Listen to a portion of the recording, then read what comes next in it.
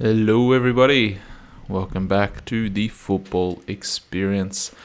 And Caleb, we didn't really want to start it on negative news, but you broke the news to me. Did it happen on Sunday or yesterday? Yesterday, I was sort of on a bit of a media blackout over the last 2 days, and then Yeah. today, you broke the news to me that Yeah, I don't there's know when it another happened. I there's another sacking. think I saw it yesterday. Yes, old Mr. Potter has been dismissed from Hogwarts. Yes. And he will no longer Well, be working there. I saw the result, the loss to Aston Villa. I was a little bit. Was I shocked by it? I'm not exactly sure. I was surprised by it. I feel. I know it was away at Yeah. Aston Villa, but I was still a little bit surprised because it No, it was at seemed. home. It was at home, Was that at bro. home? Ah, I think it well, was. I'm pretty sure it was Stamford Bridge. well. Regardless, The I, worst I audience. feel like but just before the international break, I feel like they were on the verge of turning a corner because they qualified for the quarterfinals of the Champions League. Didn't they pick up like 2 or 3 wins either side of that as well in the Premier League? Or Yeah, I think I two think or they had three sounds some about right. okay results in there. Um, Let me just double check that it was at. Yeah, it was at home. Damn, even worse. But yeah, they didn't. It seems like they didn't want to stick by their man. They didn't want to. They didn't want to do an Arteta, and the whole rage was around Potter being the next I don't know, up and coming English manager. Should we have already seen this coming? Well, Because I yeah, we don't did think. to an extent. No, not like that. But I think we should have seen it coming for the extraneous variables that throwing a manager like Nagelsmann into the pond, throwing a manager like Conte back into the pond, what effect that has had on the market. And I for one am not surprised at all Don't that forget. Chelsea have decided to Don't. move now. Although I was shocked by the news because it was like under the radar. We weren't really Hmm. focusing on Potter's future. We thought getting through to the Champions League quarterfinal had bought him some time, probably to the end of the season, because we knew their season was doomed. But for me, it seems reactionary. It seems like it's a reaction to those big fish being thrown back into the pond. Yeah, don't forget, Poch is still lurking around in the shadows, And Poch, yeah, and of course. Luis Enrique as well. He's still Luis around. Enrique. I think Yeah, they're the four names, aren't they? Really. yeah. Who I wouldn't. I wouldn't bet my money on Conte. Me neither. Yeah, I wouldn't even bet my money on Nagelsmann. I but don't. what a Ooh. story that would Chelsea's a be. good opportunity for him, though. But imagine what a story that Oh, would be. Imagine Nagelsmann gets Chelsea over the line against Real Madrid, and meets Bayern. Tuchel gets Bayern over the line against City, and then they meet each other in the semis. What a story That's that would almost, be. that's almost too tasty. That's It's too almost good. it's almost poetic. I know. I'm interested to see what Chelsea do now. Well, I'm interested to see. Tottenham I have no doubt that. Tottenham's Well, I still think managerless as well. I'm interested to see what Tottenham do now. But Yeah. I've always maintained that for Tottenham, it's about speaking to Harry Kane before you decide what you're going to do next. Because I think if he's committed to the club, then you have to do right by him. Um, look, I maintain I don't think they've done anything wrong by trying to get in managers who are winners because they were so close with Pochettino. It was worth giving it a try to push it over the line, and they couldn't quite get there. But I think if you look at individual performances, the performances of Son and Kane in particular, I think have been exceptional under Mourinho and Conte. So there's no doubt those managers, for me, probably got the best out of Harry Kane. That, of course, coincides with him peaking as well, so they can't take all the credit. Um, So yeah, if he stays, well, do they go with another big fish? Who is the big fish? I can't see Nagelsmann. I think Nagelsmann can have his pick, and I really think he can hold out. I think Chelsea's a better opportunity than Tottenham. But if Kane indicates that he might want to leave, well, there's Graham Potter out on the market, and I think he might be a good manager for Tottenham actually, because Tottenham might need to rebuild. Especially without Kane, they're going to have to rebuild because so much of this team is centered around him. So I'm interested to see what they do. But in terms of Nagelsmann and Chelsea, I think Fabrizio Romano has reported that Chelsea are very interested in Nagelsmann, hence why we shouldn't have been shocked by the news. So I'm going to be fascinated to see what Nagelsmann does on the back of that, and if he rejects it, where do Chelsea go from there?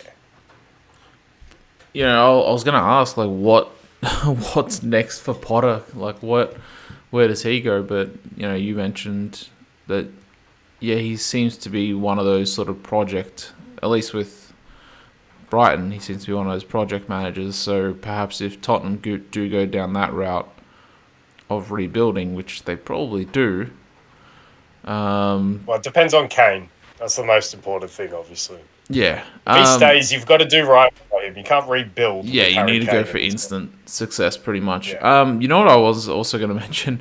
I saw a stat that Conte and Mourinho, they've won at every single club but Tottenham. Like, they've won a trophy at every single club that they've been at but Tottenham. That's the Arsenal supporter to bring that one up. No, but once my media blackout ended, I saw that, and I was like, it's sort of funny. It's sort of funny. Yeah, of course. I'm not surprised you think that's funny. Yeah, but it's interesting. But Chelsea, now. Yeah, what's the question that I originally posed? If not Nagelsmann, if they can't get him, where do they go from there? Well, Luis Enrique's out there, like we mentioned. Poch is out there, like we mentioned. And, like, Chelsea seem... Because they bought so many young players in, they seem like they could be a project there. And maybe Nagelsmann... And Nagelsmann sort of is akin to project-type management, considering he was at RB. And RB always sort of, like, you know, try to get some young players, build them up, sell them off. Before you go on, do we agree that Nagelsmann is and should be the number one target? Or is there a case for Enrique? Is there even a case for Poch? Poch is so weird for me because, like, considering didn't he lose the French league to Lille? Yeah. Oh, and then I think he came in halfway through that season. To be fair. Yeah, and then he didn't have any. Yeah, but it's not like they were 20 points behind Lille when he came in. He didn't do a particularly good job at PSG, but I think what we're learning is who can do a good job at PSG, especially in this messy iteration. Not even Carlo could do anything at PSG. Like, yeah, he won the league with them, but that's a given. Carlo had a completely different team, and that was the start of the project. Right? I know, but I'm thinking more in terms of if you compare Tuchel's job, who was probably the best recent job at PSG. But that again, they didn't have Messi. I think adding that third player, that Messi into the team, has just killed any balance that they could almost have. And he also had a younger Mbappe who was still willing to work. So. I don't know. We're going into PSG now. Don't forget, but you could tell Galtier's probably on his way out as well. I reckon. Oh, he's got to be. He's oh my god. He's got to. Touch on PSG, but I don't know. He might not even end the season, honestly. But there you go. Gone. I'm gonna look it up while you're talking. But there you go. Like you have another club, and a massive club with massive wage potential. Is who's the most suited for him? It's got to be Conte. I was going to say Conte, yeah. But you know what? Course. The way Conte wants to play, Mbappe isn't going to play for him that way. Messi isn't going to play for him that way, and certainly not Neymar.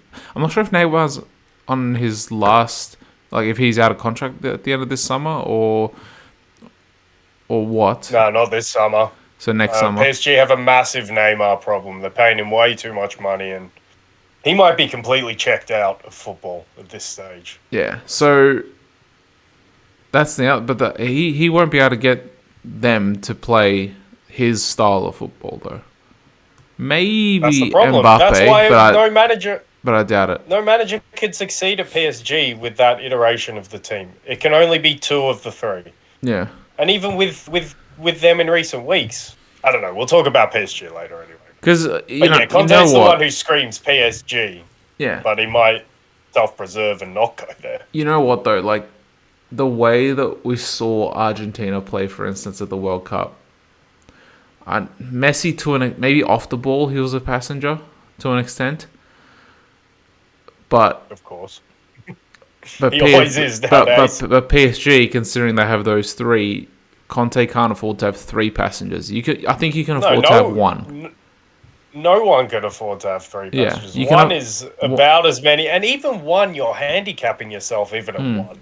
Because the way elite teams play nowadays, it's very hard to counteract that. So yeah, with three, I don't know. So if you're looking at that as Conte, you've got to have a bit of trepidation. Hang on. Well, Potter could go to PSG. He's joined that merry-go-round. No, what about Will the Thrill Still? Little upgrade. PSG have got the money to pay those fines every week.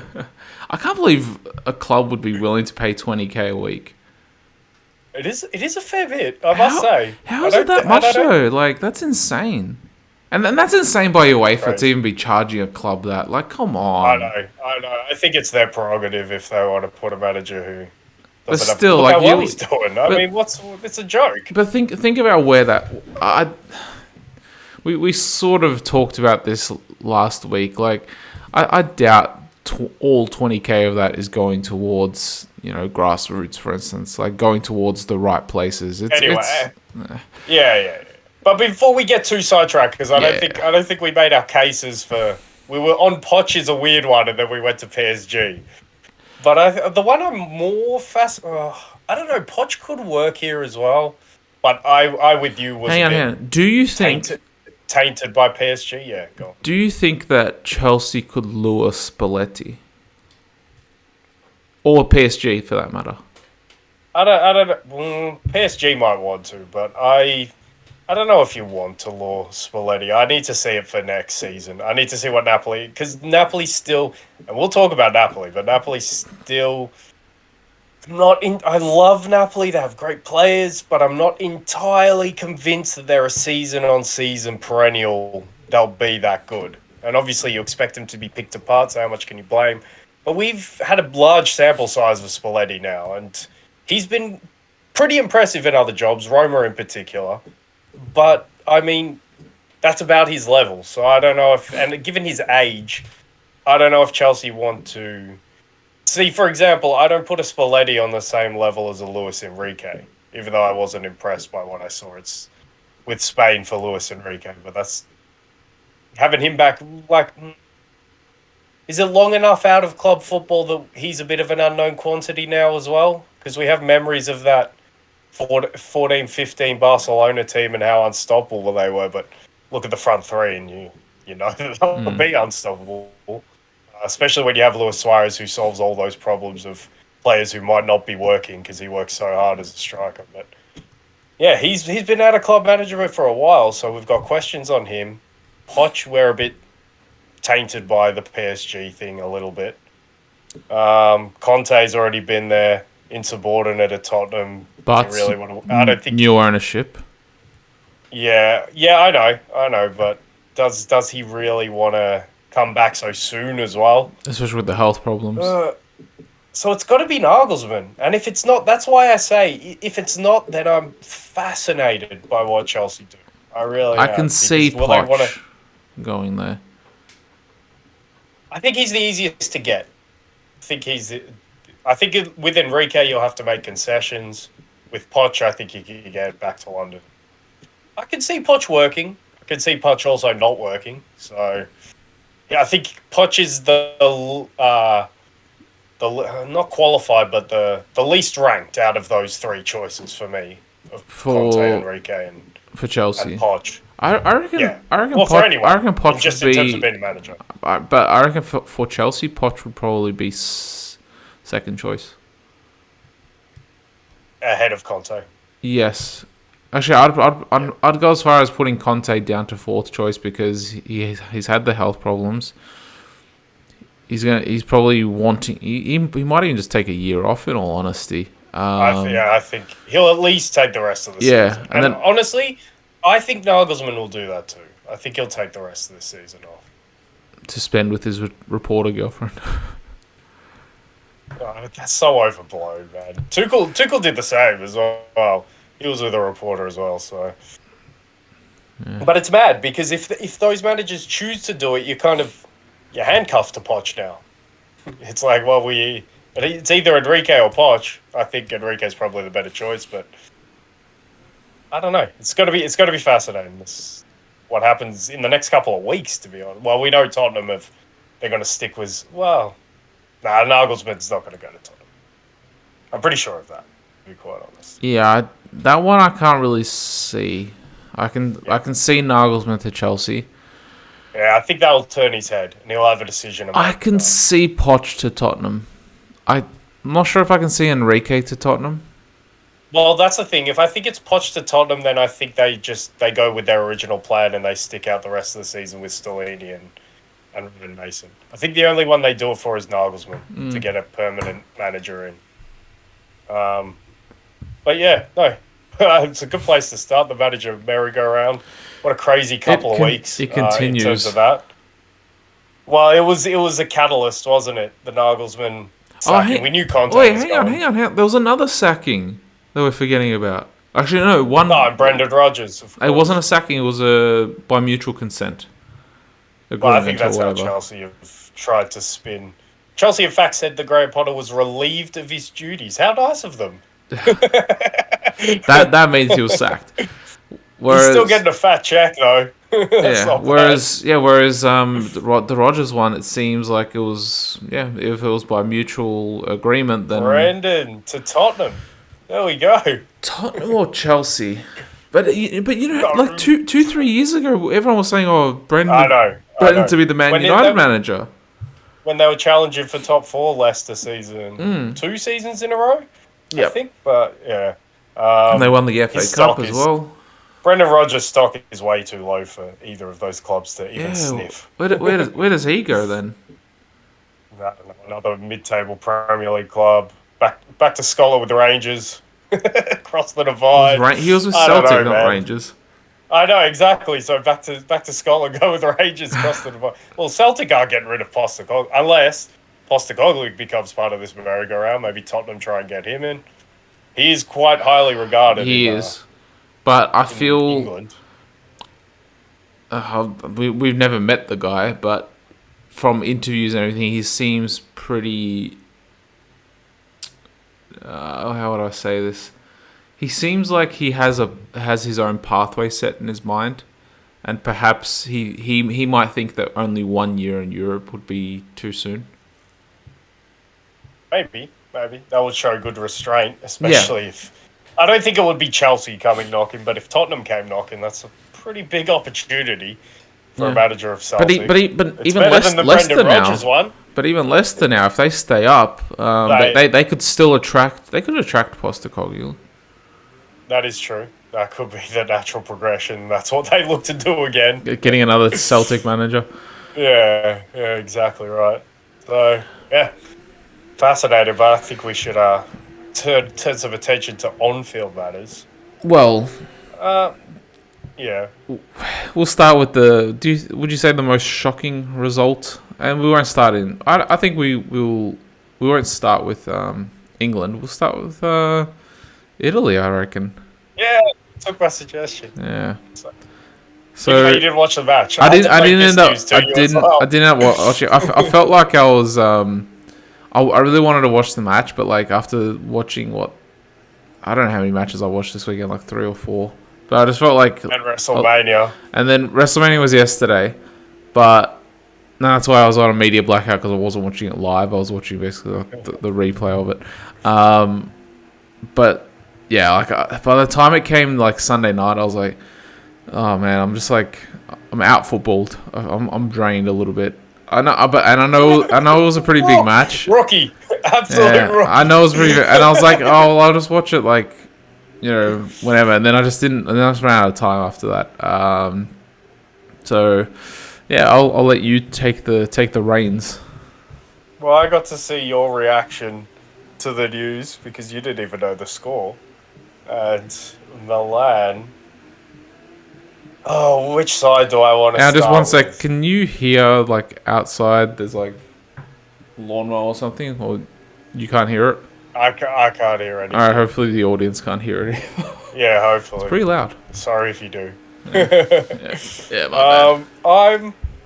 I'm gonna start on the Napoli side of this one. Um, this was.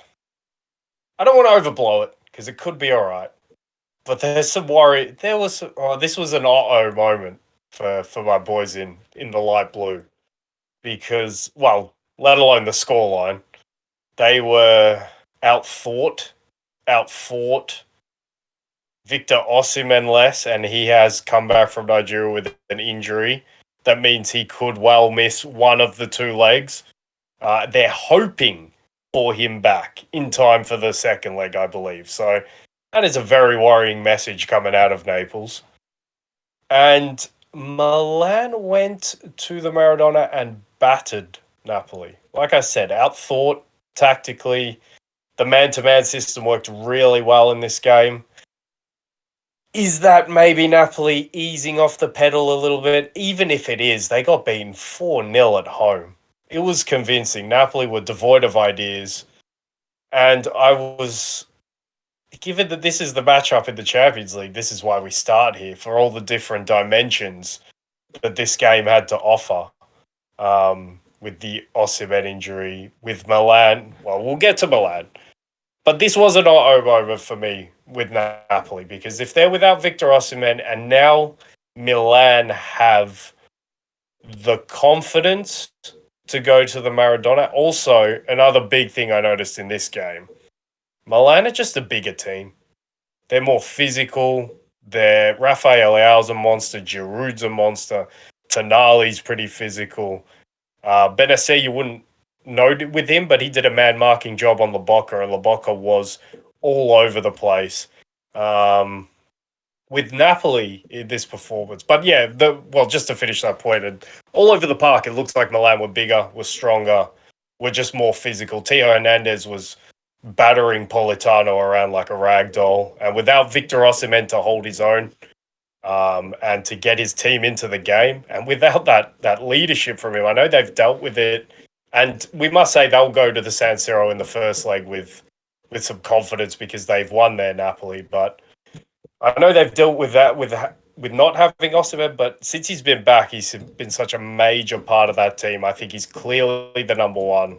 I think it was somewhat crazy that there was talk in the commentary about who is the league MVP between Kvaratskhelia and Osimhen. For me, it's clearly Osimhen, even though I love Kvaratskhelia. But here we got to see Kvaratskhelia as the main man. He didn't play too badly. He was trying to make things happen, but not enough of his teammates came along. And that is the other thing that worried me for Napoli.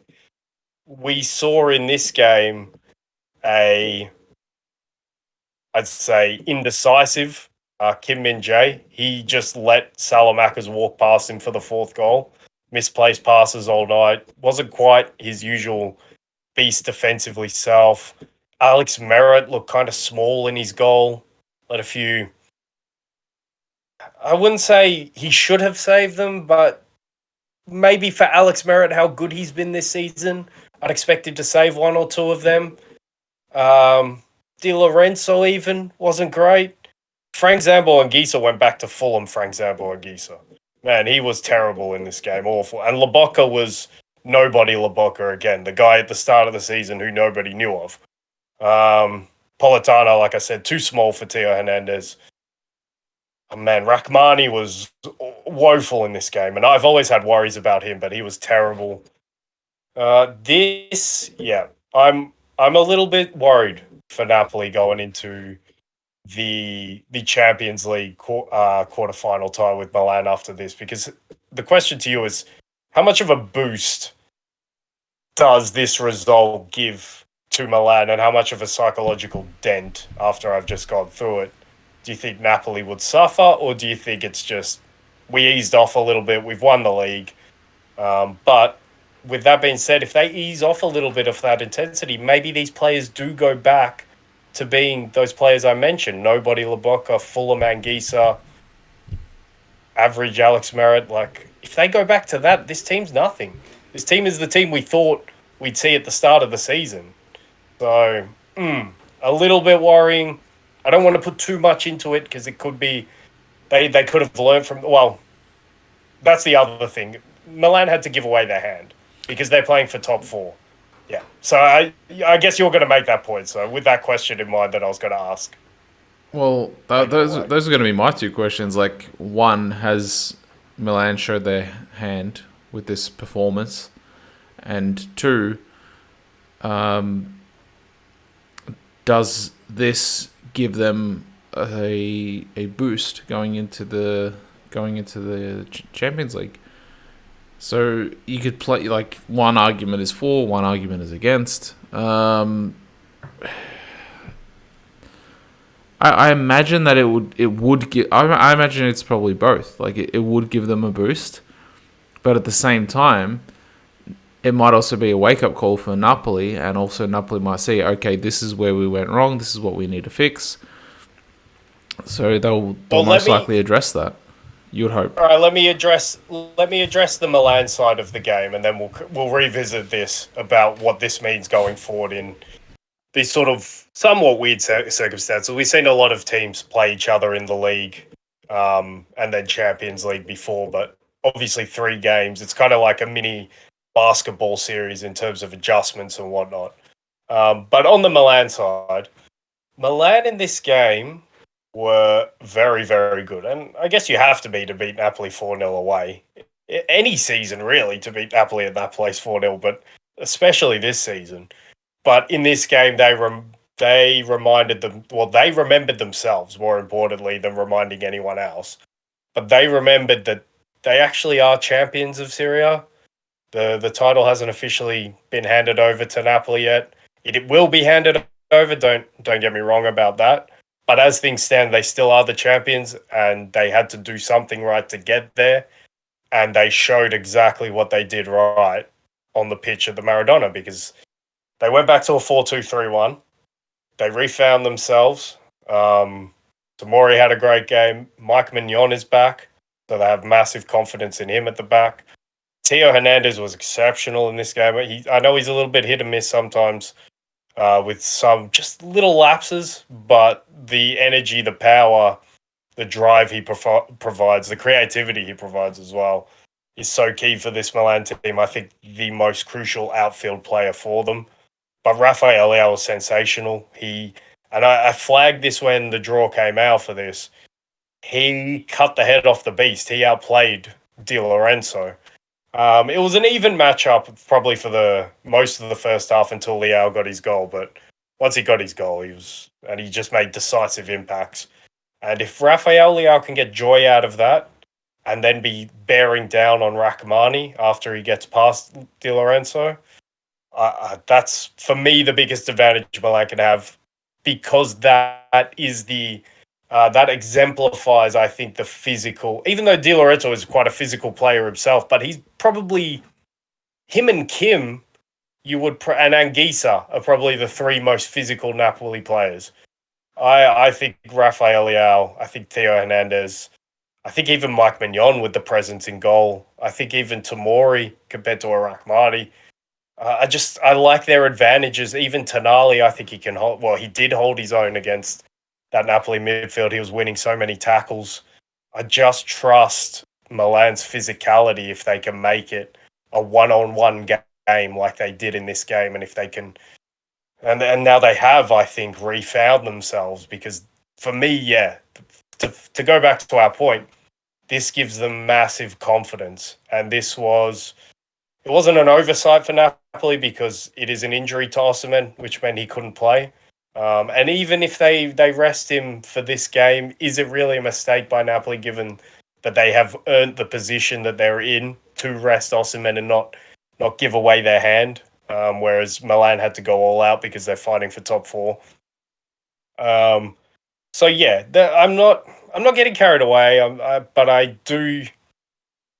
I'm a little bit because I mean, if you look at the quality throughout the teams, I think Napoli probably have it because they have more quality in more areas of the pitch. But the places where Milan have advantages are big advantages for me, and it's going to be fascinating to see because we got a somewhat curtain raiser, and we got a Milan team now who have refound themselves, and I think they'll be coming in dangerous. And this quarter, the whole complexion of this quarterfinal now has changed so much on the back of this game. It's actually become like exciting, and like you're looking forward to it now. Whereas before you were like Milan was struggling. It's probably a foregone conclusion that Napoli will go through. Like they won't dominate Milan, but like they'll probably win the first leg and second leg, but like maybe like 1 or 2-0 in both of them. Like it'll be close, but there'll be a clear winner. Now it's like you can throw out that whole script, and it's a little bit more up in the air now. And we need to see Napoli make adjustments because they haven't. Is the first leg at home or away? They're away, so I think that helps them. I don't think they would have wanted Milan coming straight back to the Maradona without giving themselves a little chance to rectify it at the San Siro. Yeah, I think that probably helps them, and it might even be a wake up call for them now, and they might be thinking, well, let's go to the San Siro before it gets knocked down. Let's already help knock down some of those foundations by knocking them, at least putting the one or two of the screws in regards to knocking them out of the Champions League. I know they did it without Osimhen when they went there in the league, but I just think it's so much more challenging without Osimhen this time. Because to be fair, Milan, it's different now. Like it's the end of the season. Teams know what they need to do. Like it's more clear. Like, okay, we need to win every single game to get top four. We need to, like, we're in the quarterfinals. Like, it's not the group stage anymore, for instance, of the Champions League. So like we can't afford any slip ups. Whereas like earlier in the season, it's like, if we lose a group stage game or draw a group stage game in the Champions League, it doesn't matter. If we draw or lose the game in the league, it doesn't really matter. I know those do add up in the league. But now when it's towards the end of the season, they know exactly what they need to do. Well, I want to extend that in they know exactly what they need to do against Napoli. And Milan may be at an advantage because they haven't been playing their normal way for the last couple of months. They've gone to that 3-4-3. I think people will say it was the wrong thing to do because they turned in a performance like this. Maybe, but I think how bad they were so broken at one point that I think Pioli was right to try and change it. But now they've proven to themselves that they can perform the way they did last season. And that also, they've seen Napoli all season. So that's why, for me, without Victor Osimhen, who is the true game changer, and he's the guy who, I don't care how much of that guy you've watched, he's still gonna be an impact. He's still gonna be an absolute presence, and you're very unlikely to be able to deal with him. I know Kvaratskhelia has that ability, but I don't have as much confidence when it's him leading my team compared to Victor Osimhen. So this Champions League quarterfinal, yeah. I just realized I was muted for like all of my bit where that I was. Well, I heard you. Yeah, I know, but I was muted because I turned myself off because of the lawn mowing, so the pod didn't pick up all of what I said. So there might be a little bit of editing involved. I'll have to make a note of that. Damn it. Oh well, but go on. I've lost where I am, but I think we've wrapped a bow on it quite nicely. Yeah. It's just, I think the bow on it is this quarterfinal, like you said, became so much. Well, like you said, if the listeners did listen or couldn't hear it, Yeah, I think it's just completely changed. The script's been thrown out the window, and let's get ready because this quarterfinal tie just got really intriguing. Because Yeah. Milan are a good team, and they showed it, and I'm happy. Like I know Napoli are my boys this season, but if Milan play like that, I'm all on board with Milan. To be quite, I have been for the most part, and they've made me go away from it in recent months. But if they're back like that, I'm all for it, and that could be a titanic clash. You're back on Theo. Nah, I never left from Theo. Come on, I know, like he does things that annoy me, and he's been a bit shaky. But if he's back, it's good. He's so good. Yeah, and look, just to sort of wrap a bow, I guess on Italy. Unless you had more to talk about on Italy, but I just saw. I'm pretty sure like every team that's battling for top four had wins. So Atalanta won. No, Inter did not. Hang on, They lost sorry. to Fiorentina at home. Oh yeah, Inter lost. Yeah, but they're already like there, sort of. At least they were in a good. They were in a okay position. Like they can. Well, they didn't get knocked out of the top four, but they are level. Are they level on points with Roma now? Who are fifth? Hang on, let's see. So Inter lost, but Juve won. Lazio won. What? Roma won. Are Juve 5 points behind now? Let me just double check. Six points behind, and Roma and Atalanta. Inter 4 points ahead of Juve. So Atalanta is on 48, Inter and Roma are on 50, AC is on 51. But like for a weekend I'm talking about this from a Juve perspective. Like for a weekend where like, especially like AC versus Napoli, you're like, okay, this is where AC will slip up so we can close the gap on them. Like Juve were like, damn, like this could have been a chance to close that to 4 points, because then Milan would have been on 48 as well, with Atalanta. But then Roma won, but Inter dropped points. So Inter lost at home, and man, I don't know why we haven't heard about. Well, I do. I like Simone Inzaghi, but I don't know why.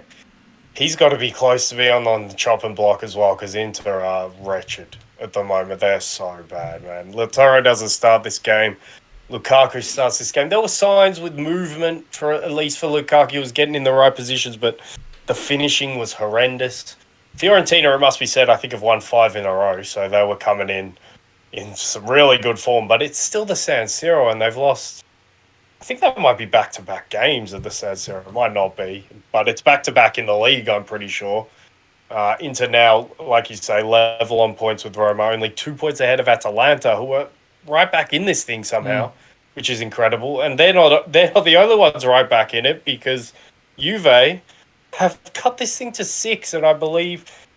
I don't know who they're playing this week, but I believe it's a team above them. So I think we'll do that on the preview. But Inter, my God, they're so... Lazio.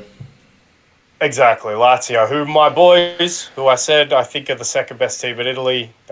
I guess I'm being helped by the Juve penalty.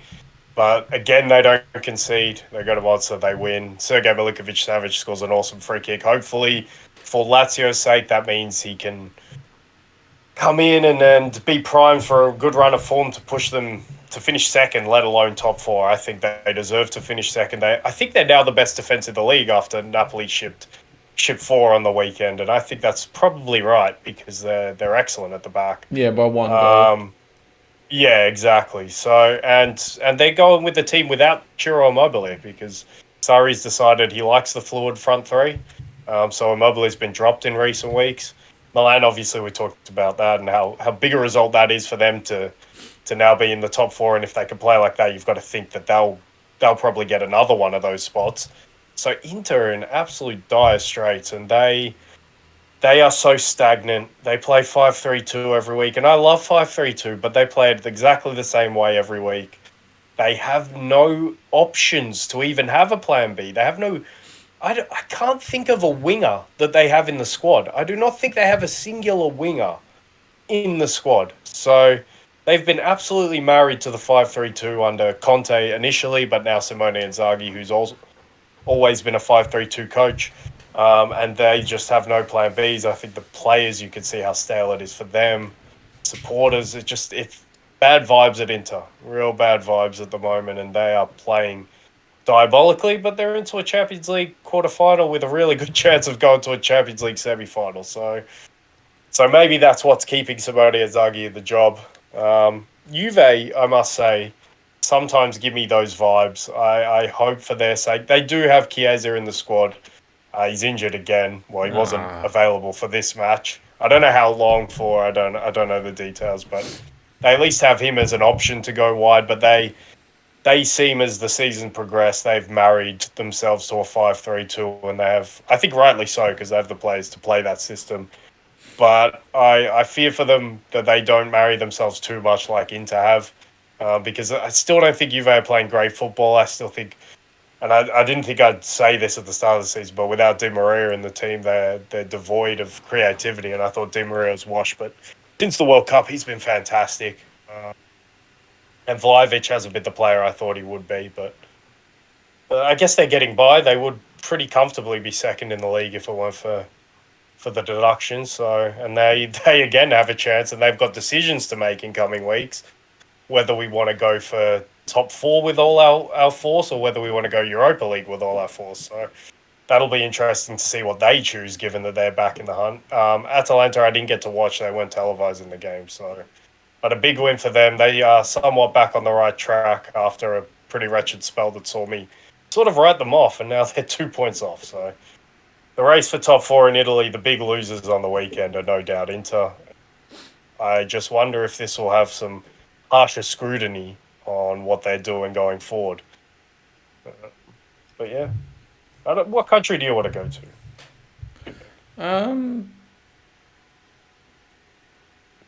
I don't know. I'm thinking. I didn't have a look at the results from Spain because that's pretty much all wrapped up, isn't it?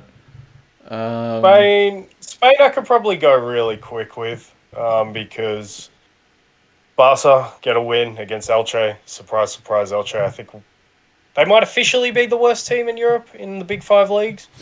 But yeah, so they should be going with force for that 100 points, and they're on track to do it. Nothing really to see there. Real Madrid looked really good against I know it's Valladolid, I know it's at home, but I was particularly impressed with the Asensio-Rodrigo partnership on the right-hand side. Somewhat like it can't be obviously as good as Benzema and Vinny, but they were Asensio and Rodrigo are linking up much in the same way, in the same positions as those two link up on the other side. So that I thought was encouraging for Real Madrid. I know it was probably a low-stakes game, but maybe that was a signal that they're not exactly going to take their foot off the pedal, knowing that they're still fighting for Champions League. They want to stay in good form, and they don't want Atletico to catch them, and Atletico get 3 points against Betis in their home game, and I think you can pretty much stamp their passage to the Champions League next season with that win. 9 points clear now. And like I said when I bought stock in them, I just thought Simeone was ripe to go on a good run of form, because I thought he was fighting for his job next season. And what I saw from him is that he said, yeah, I do want to keep my job next season. I do want to still be here. And we're seeing that in the football that they're playing at the moment, and also Antoine Griezmann's come into the team. But it was a moment of Correa magic that opened this game up after 80 minutes. Betis fought. They were there, but there's no goals in that team. There's no goals in Betis, man. So, but the good news for Betis is, well, maybe bad news because it pushed Villarreal up, but Villarreal were able to win at home to Sociedad, and Sociedad are in really bad form, and they have been pulled right back into the top four race, because there wasn't that long ago, I think they might have been 7 or 8 points clear of Atletico Madrid in third place. And it's weird because they've kind of got all their players back, and they're just having a terrible run of form. So I still think they're a good team to watch. I think they suffer a little bit with the problems that Betis have in terms of lack of goals. And Villarreal are in good form, and they're somewhat back in the race for it. So we've got 3 teams fighting it out for fourth place there. I still think Sociedad are the best team, but this run of form is definitely concerning. I do still think Betis will be the best place to take advantage if Sociedad slip up, but this recent run of Villarreal form must have them encouraged. So I guess that top four race was hotting up in Spain, but yeah, that's pretty much it for Spain, really. France? France. Oh my god. Do we want to? Do we want to take a giant shit on PSG? I flagged this, and we have it. We're getting closer to a title race. PSG just continue to sleepwalk into one, and they lose, I think, pretty deservedly so at home against Lyon. We're definitely up for this game. I think they've been in Lyon. I heard have been in good form themselves going into this game, and I did flag this as anytime PSG this year, this calendar year in 2023, have had to play against. Well, now I'll extend it. Have had to play against a decent team or a motivated team. They have not won the games. So I think they drew at home against Rennes with Will Still. The only one was Marseille at the Velodrome. They lost to Rennes at home. They've now lost to Lyon at home. They have Lens on the horizon. They have Nice on the horizon. So those next two games, if they don't take 3 points from Nice, we have a title race because Lens were able to win again on the weekend. And I think another player who might start to throw himself into my short list of players that teams around Europe should be watching is Lois Openda up front, the Belgian forward for Lens, who was fantastic. He reminds me a little bit of Colomboani with the way he's sort of fluid as a striker. He can move across the line. He can play across that place. They had Facundo Medina back as well at the back. And look, they looked pretty solid. And were able to get that win against Rennes, who you'd think were clinging on to that top three hope, but I think now it might be lost. And now Lens have, I think, they should be favourites to go finish in the top three. But Monaco are loitering. I didn't get to watch the game against Strasbourg, I think it was, but they won 4-3. So a bit of a crazy one there. I think they have quality. I've said that before. I think Marseille should be all right. I think they have enough quality. I'm interested. Who do you think the main challenge will come from? Well, I think it's only one answer because I think Lens are the only ones who could challenge for the title, given that they have a game against PSG in 2 weeks' time. Yeah, and the problem is that Marseille has sort of dropped off ever since they lost. Was it 4-0 to PSG? Yeah, it was like 4 weeks ago. 3 or 4. Yeah, it was pretty convincing. So and they dropped off. Like they headed into that game with pretty good form, and then ever since then they've been dropping points.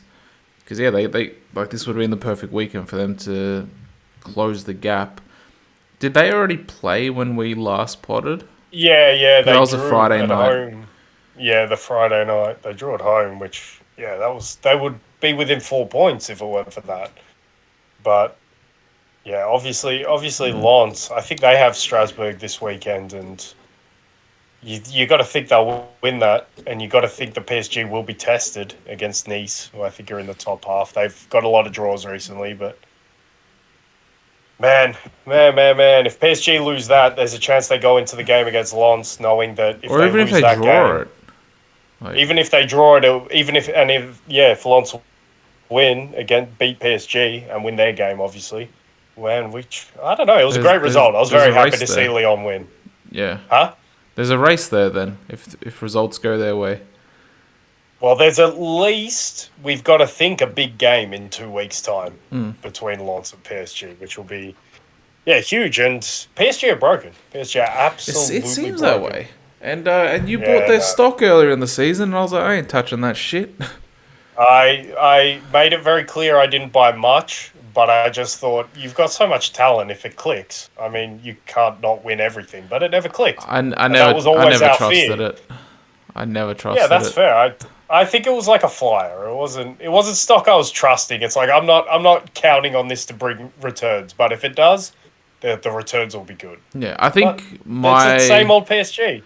Yeah, I think my take on it was like they're obviously good enough that they should win the league, and like no, that's probably coming out the wrong way.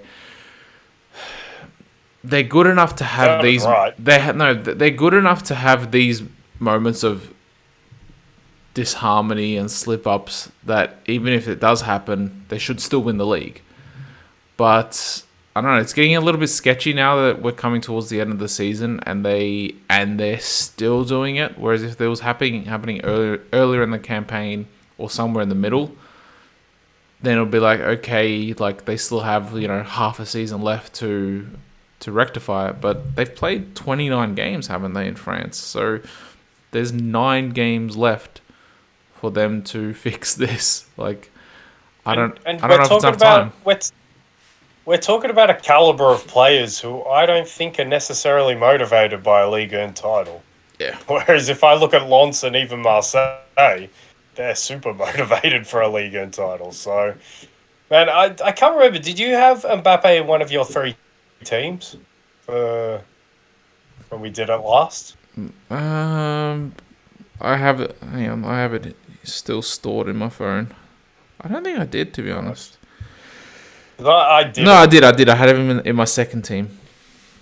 I've got to ask the question: even if they win, if they limp to the title, is it good enough for Kylian Mbappe to get in any 3 of those teams? If they do that, because I'm inclined to say no. It depends whether you count the World Cup or not. We for our team didn't count the World Cup. It was only club form. I don't know. He's still in the running for the league's top goal scorer. I'll put it out. I'll put my case out there why I think I wouldn't. And this might be unfair on him, but at the same time, he did take that ludicrous contract in the summer. He chose to stay. He's made it clear that he wants to be the leader of this team. Well, if you want to be the leader of this team, you've got to take the majority of blame for what's happening here. And I don't know why he thought it would be good to take leadership of this team. I guess it's his home country, and he is the best player out of those 3, so he should. So I can't ding him too much, but you can't rein in Neymar, and you can't lead Messi. Messi's already done everything in the game. So if Messi wants to walk around and not really help the team when they need the moments of help, what are you going to do about that? But look, he wanted to take this responsibility, and this PSG team, I know they've flattered to deceive in recent years, but this year and in this moment, this year, 2023, they have been diabolical. And I must say I did flag it before the World Cup because of what the World Cup means to... We talk about motivation. Well, the only thing that was motivating a guy like Messi was the World Cup. Probably Neymar too. And we know how motivated Mbappe is to break every World Cup record. So after that, they've never got out of their hangover. They've never beaten a decent team after, except for, like we keep saying, Marseille. So... Man, I could not, especially with the talent as well we have on that left wing, I could not fathom putting Kylian Mbappe, who I still believe is the best player in the world. I couldn't put him in any one of my 3 teams. If the only way I could see him even being in the running from this moment, they have to turn things around and they have to romp to this title. And they have easy fixtures after the Lens fixture. They probably have to win that game against Lens. He has to be exceptional. And then from that moment, they just have to kick on and be the players that they're meant to be and win the 5th, the easiest of the big 5 leagues, how they should win it. And that's the only way he can be in the running. But even if they limp to it and look the way the disharmony, the lack of passion from everyone, they're just awful. PSG is just awful. Really, really bad. They're broken. I just remembered something. I think it was either after the first Benfica game or I think it was the first Benfica game, and that was that the opening game of the group stage as well? Don't know. I can't remember. I think it might have been the opening game of the group stage, and I'm pretty sure it was the first. No, Benfica. I think they played. I thought they played Juve at home in the first game. And Neymar and Mbappe were exceptional. Okay, maybe, but I think it was after the Benfica game. I claimed that at that point in time, I'm pretty sure I claimed that Arsenal beats them. And you know what? Yeah, but that's such a hypothetical question. You know what? Though? I claim this just by looking at them, and it was at that point in time. That was less than 10 games into the season, I think. And I think I'm starting to get proved right on that point because they lack intensity, they lack a midfield, they lack work rate, they lack that team cohesion as well. And my question is, and we'll finish on this, but like, do you think that like they brought in Gaultier, who I've never really heard of. To be fair, I don't follow the French league. Like maybe he was well known within France and whatnot for what he done. Because wasn't he at Monaco or somewhere or Marseille? I think he won the Or league did he with play Lille that season. Yeah. That season Lille won it recently. I think he played for Marseille. I think he did play from. I think he's from at least from Marseille. Yeah. But like, what manager could actually come in that would actually be given, for instance, what Ten Hag was given, which is and Arteta, like complete backing by the board and saying the manager comes first, not the players. Like, would Pep and Klopp be the only two, or would even they suffer the same fate? Because like you've had Ancelotti there, like Tuchel, but like I think Tuchel isn't at Klopp and Guardiola's level. Yeah. I'll stop you before. I just think the question. Well, I think the question was phrased wrong because it's not about being given by the board for me. I think in the examples you used in Ten Hag and Arteta, they had to earn that respect from the dressing room by making big calls. Yeah, but Arteta was also backed by the board. Yeah. I know. I understand that, and to be fair as well, one was against Ronaldo, but Ronaldo he teed himself up. It was so easy. What was Ten Hag meant to do?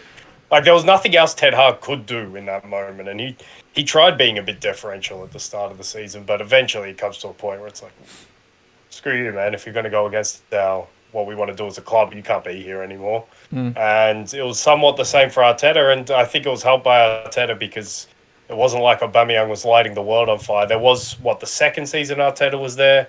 Aubameyang was good in that season, and I thought it was the first season that Arteta. The first season where he came in halfway through the season, they won the FA Cup, albeit that was when COVID hit as well. But the second season already, like straight after the FA Cup, he only scored like 4 or 5 goals, I think, throughout the whole season. Yeah, and I remember like so it was made easy because it was a long time that he wasn't playing well. Yeah, like a whole year and a half before he got shipped out. And I remember I lost I think I put $10 on him to be the league's top goal scorer because I think he shared it that FA Cup season. I think he shared it with Salah and Kane or Salah and Mane. I think it was Salah and Mane. Yeah, and then I was like, all right, I'll put $10 on him to win the Golden Boot, and yeah, I think he scored like 4 or 5 goals. Oh no! Yeah. So that was. Hang on, Aubameyang, you owe me a tenner. That was in those instances. I guess it was a bit of an easier decision, and it was easier as well because, well, I don't know. It depends how bad this Neymar situation gets. If this Neymar situation gets bad enough, then we might have a situation where we get a manager in at PSG at the right time. But Messi needs to go as well. Messi can't be there either. If Messi's not going to be good enough with the ball that it justifies everything he doesn't do without the ball, then he can't be there either. He's getting booed by fans. I don't understand why he came back even after. I understand why he came back after the World Cup. There's a chance you could win the Champions League, but now that's off the table. I don't understand why he wants to stay here next season. He's out of contract, isn't he? Or did he sign the extension?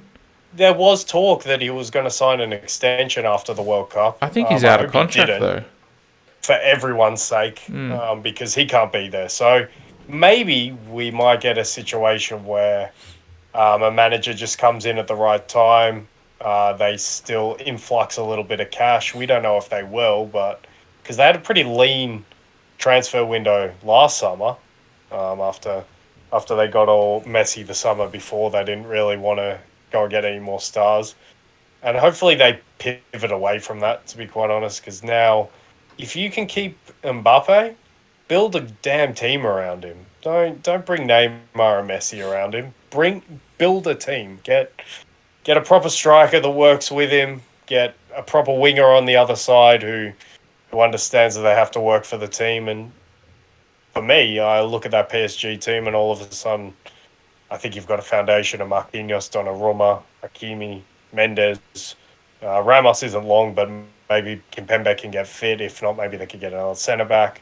The midfield they need to address. There's no doubt about that. But if they're building a team around who we believe is the best player in the world, then the next manager to come in, if all those situations with Neymar and Messi get resolved and are right, the problem is Neymar's earning ludicrous money, and I don't think anyone's going to take that money anytime soon. So he needs to really go off the rails and decide he barely wants to play football anymore. And that's how that one gets resolved. The Messi one, hopefully he's not around for next season. Hopefully he didn't sign that contract extension.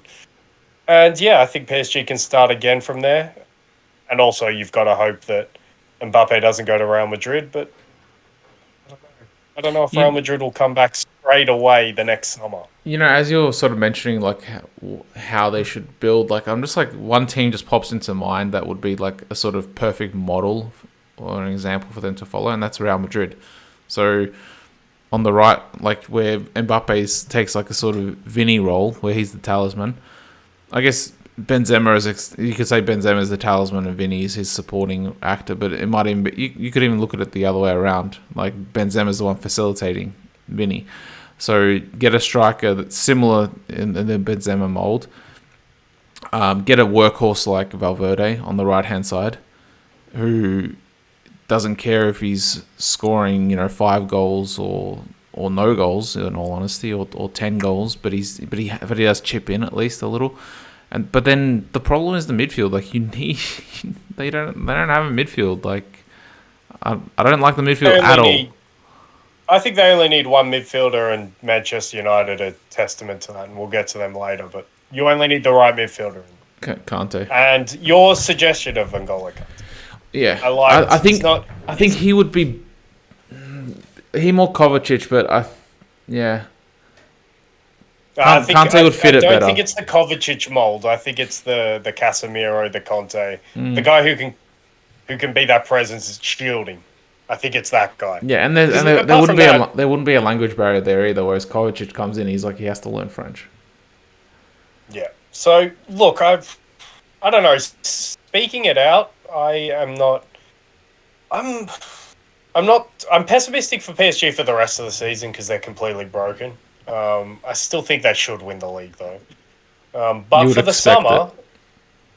summer, I'm not completely pessimistic because I think I hope for their sake that there's a good chance, and I hope for Mbappe's sake that there's a good chance that the Messi and Neymar situations can be resolved correctly. And then, when you're talking about players to link up with Mbappe, I look at his new French teammate and Randall Koulibaly, who I think would be a fantastic foil for him. I'm also looking at another Frenchman, Moussa Diaby, and that's the greater point, and I think that's the point of regret for PSG. But this is all hindsight because you hear it all the time. It's like, how can PSG be this team and they've got all this Parisian and French talent right at their doorstep, but they're this team who have gone and got Messi and Neymar, and they're going to have to live with that because that was a huge mistake in hindsight.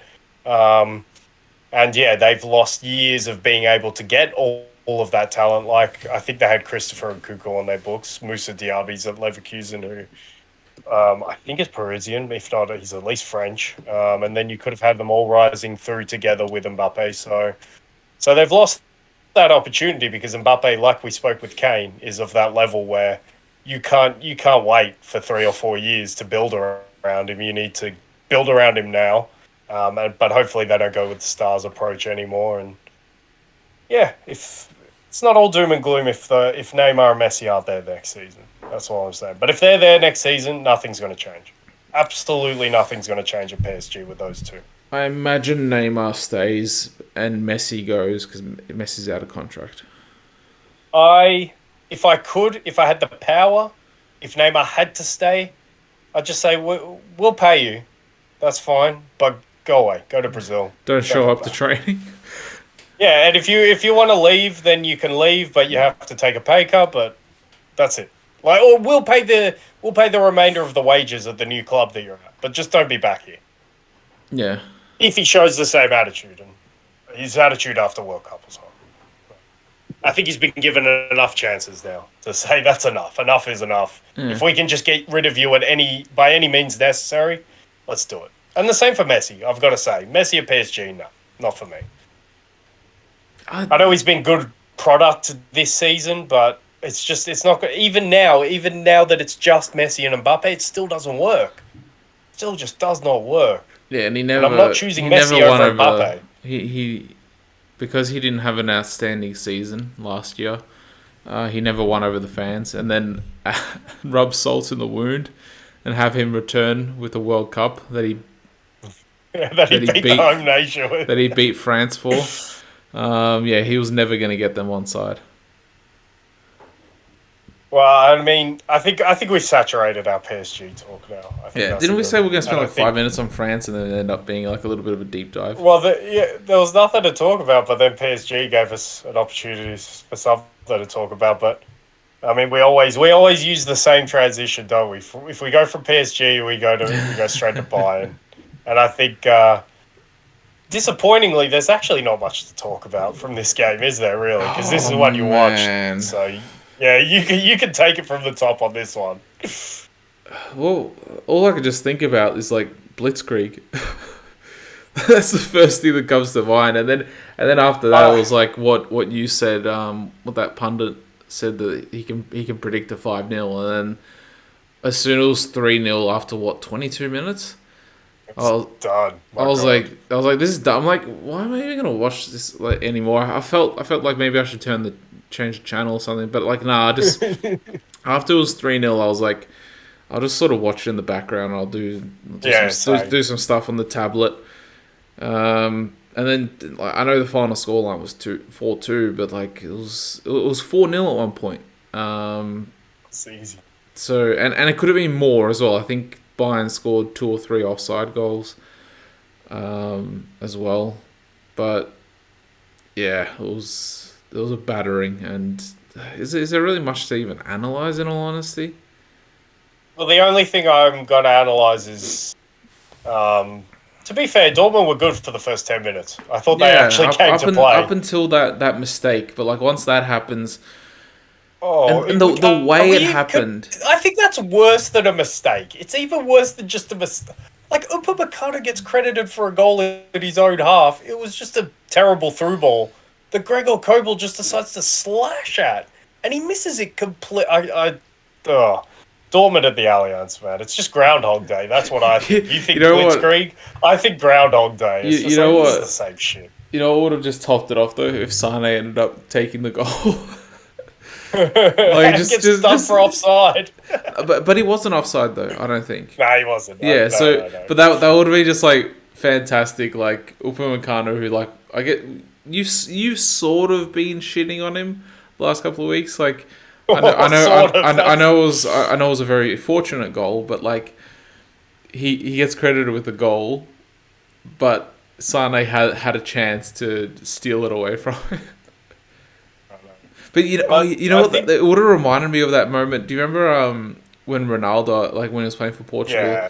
Nani, the goal that Nani stole, if Sane and he was offside. Yeah. But in terms of analysing anything, I think the only thing to see is I thought Tuchel did well in terms of he has just put out a team there in a 4-2-3-1, and I think it's his evaluation period, and he's going to have to condense it because he's got City very soon on the horizon. But he's got 2 games, I think, before, or 3. I think they've got the German Cup this midweek. But yeah, he just said, all right, let's just play a simple 4-2-3-1. Everyone in this squad knows how to play 4-2-3-1. To be fair, I think Bayern under Nagelsmann always looked their best when they just played 4-2-3-1. And he just said, look, you're just going to be put into a formation that makes sense, and I'm just going to evaluate what you can all do for me. And that's exactly what happened. And in the end, Bayern just showed that they're a better team than Dortmund. We can go into ifs and buts if Kobel doesn't make that horrendous mistake. But the fact is, Dortmund always do this when they go to the Allianz, so nothing's new. How anticlimactic it was, and I've got to that's say, what it felt like. Yeah, I felt like we were robbed yeah. of a really good game. Yeah, and I was positive for the first 10 minutes because Dortmund were okay. But yeah, I think I don't like going into bold predictions like this when it's still so tight. Oh man, this could bite me on the ass, and if it does, I don't care because it'll be interesting to see how we got there. But I give Dortmund 0% chance of winning this league after that. Zero, not even a 1%. I know, and they're still within a game. Yeah. They're still within a game. But they're not going to win the league. You can't go and capitulate the way you always do and expect results at the end of the season to be different. Yeah. Just quickly, what did you think of the personnel with the back four? Because he didn't go with Cancelo or Stanisic at right back. He went with Pavard. I think that makes sense for me personally. And then he went to go with a back four. What do you go? Upamecano and De Ligt as the two centre backs. Yeah, that's why it all made sense. And those four played close to each other, and they helped each other out. It wasn't like Nagelsmann with that three, and they would interchange positions, and they'd be so stretched at times. There was nothing fancy about it. It was just go out there, nothing do the work. At all fancy. Do your job, as Roy Keane would. Do your job. And I think for elite managers. And this is why I thought what Potter was doing at Chelsea wasn't that bad. I think for elite managers of elite players, I should say, I think for them, just put the team out in a simple way. Because at the end of the day, I think anyone with half a brain will see if you put them out in a simple formation that makes sense with the personnel you have, then accountability for results from that point on, I think should lie at the hands of the players. Because they're meant to be elite players. They're meant to get results if they play in a way that makes sense. So that's why I will praise Tuchel. I think he will. I think he'll eventually tinker, or he might be impressed enough by what he saw here. But I still think it's an evaluation process for him. I have a feeling I don't think he'll tinker for the Man City games. Depending on what happens after that, I feel like he won't tinker until next season. That's fair. I think that's fair. We'll see what happens. The only way that I can see him starting to tinker is maybe in the league if he starts to extend the gap on Dortmund. But while it's still so tight, I don't see him tinkering. He's got no time. He's got no time. Exactly. That's why I don't see him City tinkering. is the acid test, and even if they get through City, then there'll be another acid test around the corner. So yeah, no time. But no, I think why I think he might tinker is because, like I said, it's an evaluation for him. I think he's still evaluating exactly what he has. So he might ultimately see that some characteristics work better in this way, and I think eventually he will. But like I said, he might, to your point, he might just have seen a 4-2-3-1. Maybe this is just the way forward for these players and from now to the end of the season. So yeah, for me, this was the defining game. This was the one that if Dortmund did something different, even if they still lost the game, but if they fought, if they were there for the whole game, if they did something other than what Dortmund do when they go to the Allianz, then maybe there's no way I'd be sitting here and saying they have no chance to win the league. But the fact that they did exactly isn't that the definition of insanity? Doing the same thing over and over and expecting different results. So for me, it'd be insane to think that they could win the league after they've done exactly the same thing that they've done in recent years when they go to the Allianz. Well, it's out of their how anticlimactic. It's out of their hands now, and yeah, I was expecting an awesome game, and then it's almost like the way the goal happened though. It's like getting a red card really early on, or a penalty really early on, and it just like ruins the game after that because then the floodgates opened. Yeah, but it is because of the fact that it's Dortmund at the Allianz. As soon as you saw that happen, you knew what was happening after that. Yeah. If it's a good team, it's like, all right, they've made a mistake. Maybe they could come back into this. But with a team with a complex like Dortmund going to Bayern, You knew exactly, but Yeah. um, So that's why, yeah, I we were robbed of a great game. maybe no. You know what? We were foolish to expect a great game. If we were expecting, we were. It's our fault. It's our fault. It depends which way you look at it. Um, But you know what else what? happened around Dortmund. Germany Just to quickly? wrap up. Yeah, just to wrap up Germany. Dortmund took a lot of pressure off, and I didn't see this game, but they took a lot of pressure off Leipzig, who fell 3-0 against Mainz, who remain outside the Champions League spots. Union Berlin were able to win their game against, I think, Stuttgart at home. So their dream of finishing top four is edging ever closer. Freiburg, I believe, were only able to draw. Same with Frankfurt, who did it on the Friday night, like we said. And you know what? Maybe Leverkusen are back in this thing. They're in really good form. I think they've won 4 or 5 in a row. They're still in the Europa League, so maybe they'll turn their attention there instead. But they have, I think, in the next month, this next month for Leverkusen is huge because obviously they'll have their Europa League tie against Union Saint-Gilloise, the quarterfinal tie. So they've got a really good chance of being in the Europa League semi-finals. And I believe in their next fixtures, they play all the teams around them. So I think they might have Union. I think they might have Freiburg in there. I can't quite remember, but I know that they've got big fixtures in the next month. So if they can continue to roll, you'd think they'd have to win most of them, if not all of them, against direct rivals. But if they could do that, I think they're only 1 point off Eintracht now, which is crazy. And Eintracht are, I think, 5 points off the top four. So only 6. 6. So they're 7 points back. Yeah. But they are the informed team out of anyone. Yeah, but going for that. Here's the thing though. Can you see Freiburg losing 3 games and Leverkusen not dropping any more points to close that gap? You know what? I think that Bayern performance and that Bayern result was huge for Leverkusen. I think that's their moment where they start to believe in themselves and they start to believe that we're not actually a soft team and we can build from a foundation that allows us to win games. And I just think from that moment, that could be the catalyst for them to go on a little bit of a run. Because I think talent-wise, they are still a top 4 team in Germany for me.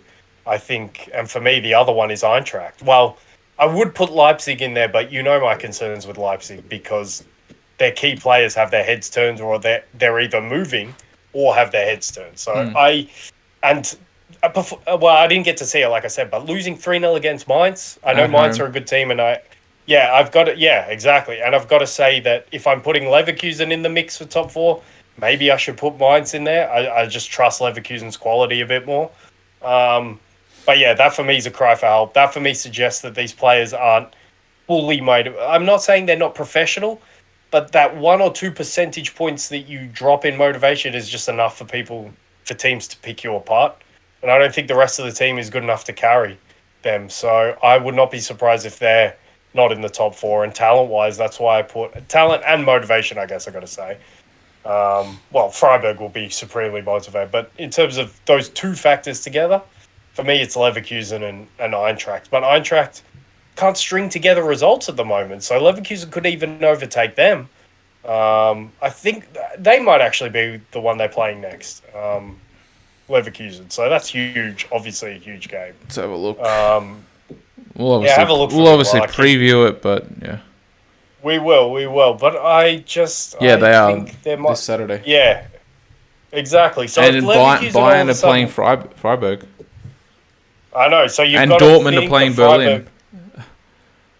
There you go. Wow. So, that one's a 50-50 now. Honestly, I guess they're at home, at least Dortmund. But there you go. You could have an opportunity where where you take points off the teams directly above you, and then the other teams. I know Leipzig gets out of. They might have an easier fixture, but who knows with Leipzig nowadays? So, yeah, Leverkusen next month they could put together a little run. I think they're somewhat back in this top 4 race, and that, for the reasons we discussed last week about the storylines we're looking for from Germany, must be music to any German football fans' ears, because for me, there's no doubt Leverkusen have more quality than Freiburg and Union Berlin. So if they're one of the teams who take up a spot, that'll be great for German football, I think. I'm just looking at Leverkusen's upcoming fixtures. They do have a fixture against Berlin. Union, right? Yeah, Union Berlin, not Hertha. Where are they for match day 33? It doesn't look like they're playing. They're not playing Freiburg at all. Well, that's the only one that Freiburg have avoided, because I'm pretty sure Freiburg play pretty much everyone else around them from now to the end of the season. Yeah. So, yeah, that's one to flag. Leverkusen are coming. They could watch them lose on the weekend. They could be an outside chance, similar to Juve. Yeah, well, I think Juve were lurking because of the name, but yeah, I agree with that. I think the Juve are also like 6 or 7 points behind. They're on 44. They're 6 points behind, I think, fourth. Yeah, exactly. Yeah. And you throw in the fact that they have to prioritize what they want more with the Europa League still for them. Yeah, but so yeah, I think that wraps up Germany. Could be interesting. And now I think it will be. Yeah. And now get to the creme de la creme. Get to the Premier League. We're starting on Newcastle, right? Surely. Yeah, if you want, you can start on Newcastle. No, I know. With your little smirk where you wanted to start. Look, like there was not a good result for you. There was a moment there where I had a little bit of hope. No, you're a fool. You're a fool. I tried to tell you last pod that you're a fool for having hope that Liverpool wouldn't do anything. You know what was actually the game-changing moment? And hopefully you can pick this one out. I'm pretty sure that you guys were still 1-0 up at that point. Jack Grealish tracking back and intercepting that ball. Mm-hmm. And that was my exact point. And wasn't that a minute or two before they equalised as well? Yeah, and what, it was Jack Grealish. Did he score or did he assist that one? I think he assisted.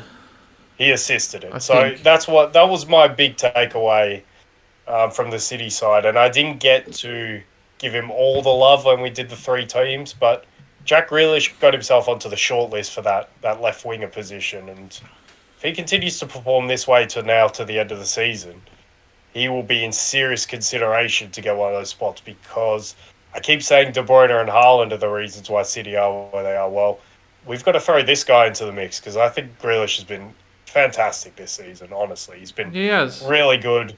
Yeah, and he's somewhat living up to that 100 million price tag. He just hasn't quite added the goals and assists yet.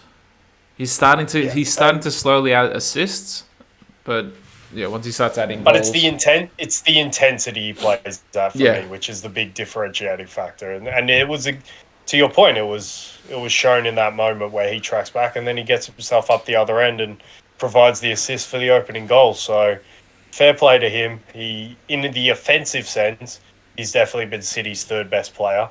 And he's overtaken the likes of Bernardo Silva, Ilkay Gundogan, Riyad Mahrez. So Phil Foden. He's not competing. Yeah, Phil Foden. He's not competing with any schmucks there. He's competing with world-class players or there or thereabouts. And yeah, he is finally living up to that 100 million price tag. It might still be a bit too much, but look, if they can win this title and he could be a big part of it, is it really too much? Probably not. But he's been really good. Yeah.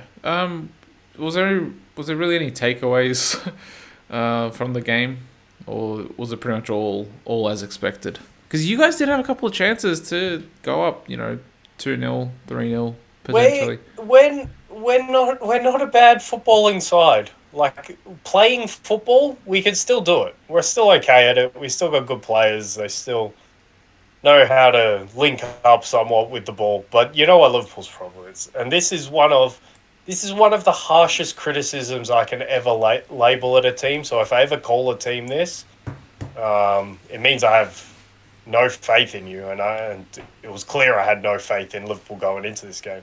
Liverpool are soft. Liverpool are just a soft team.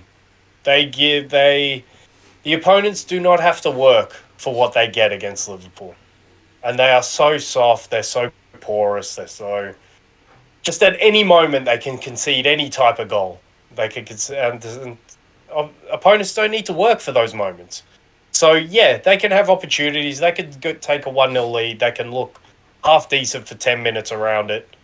But the underbelly is just so soft, and if you just prodded it with a needle, you don't even need a sword. Just prodded it a needle, you'll puncture it. And Liverpool just give up whatever they want.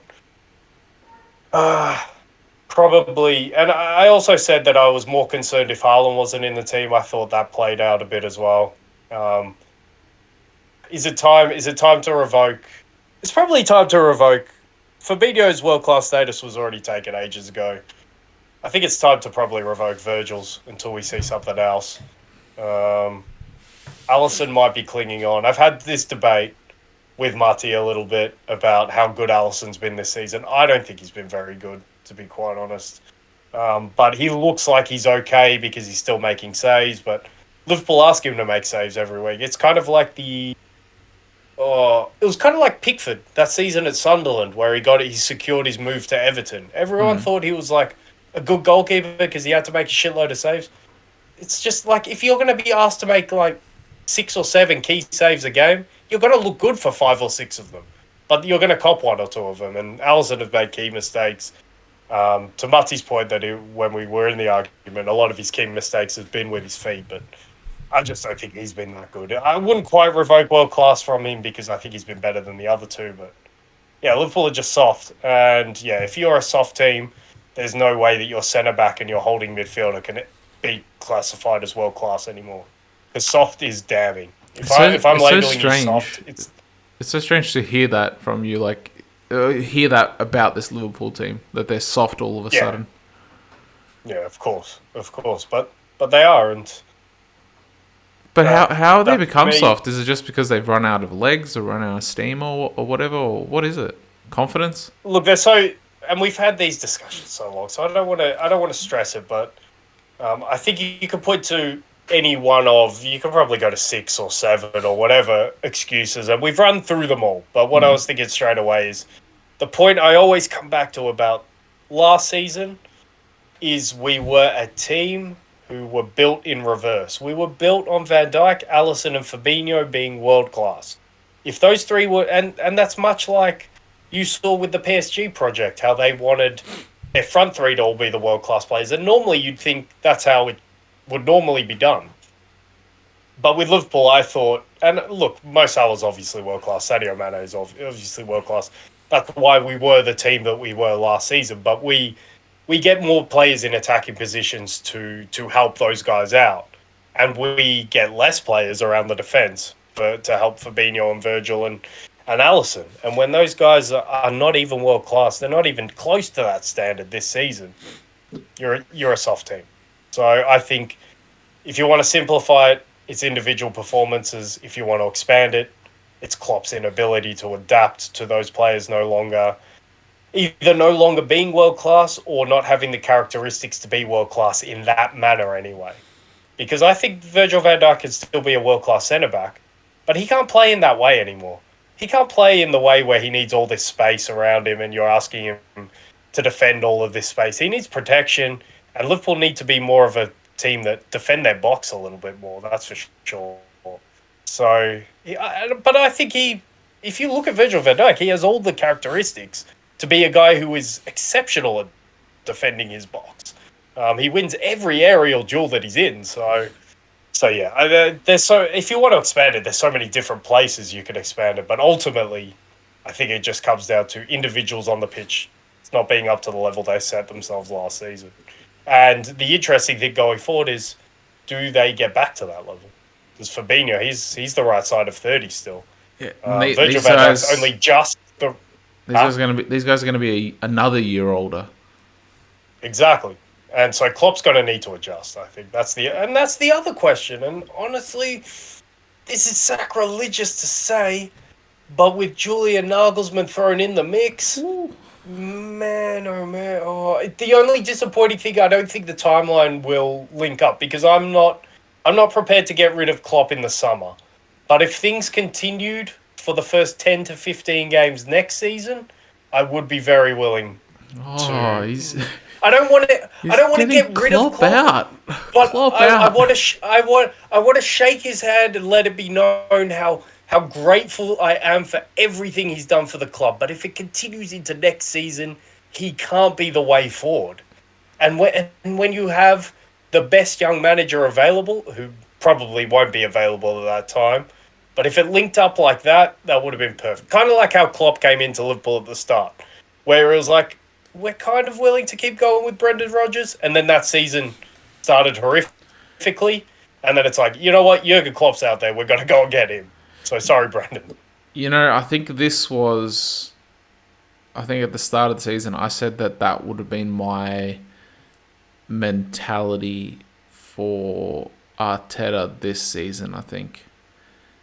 Like I was always willing, regardless of whether we got top 4 or not, I was always willing to give him this season to see what he can do. Because like I said, I did see progression.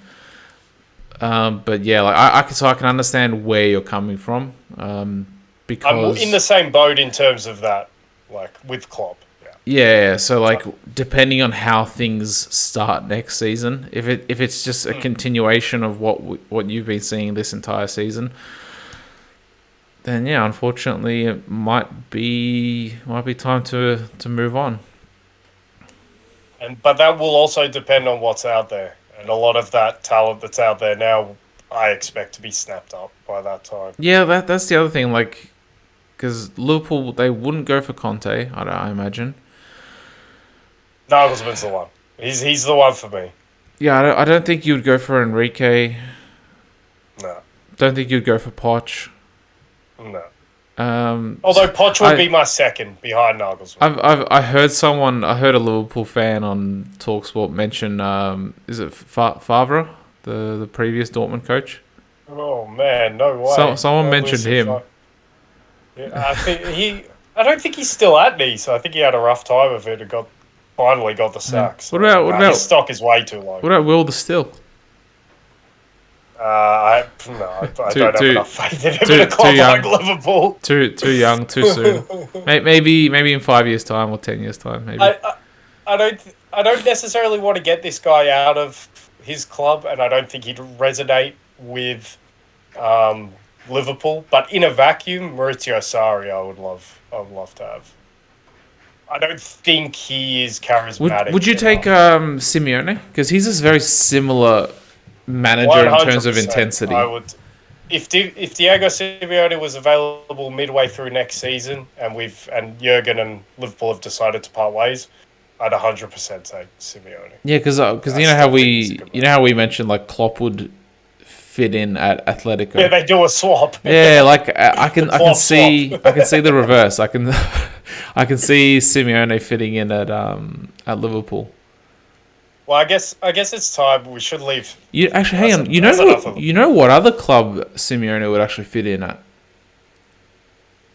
Can you guess? No.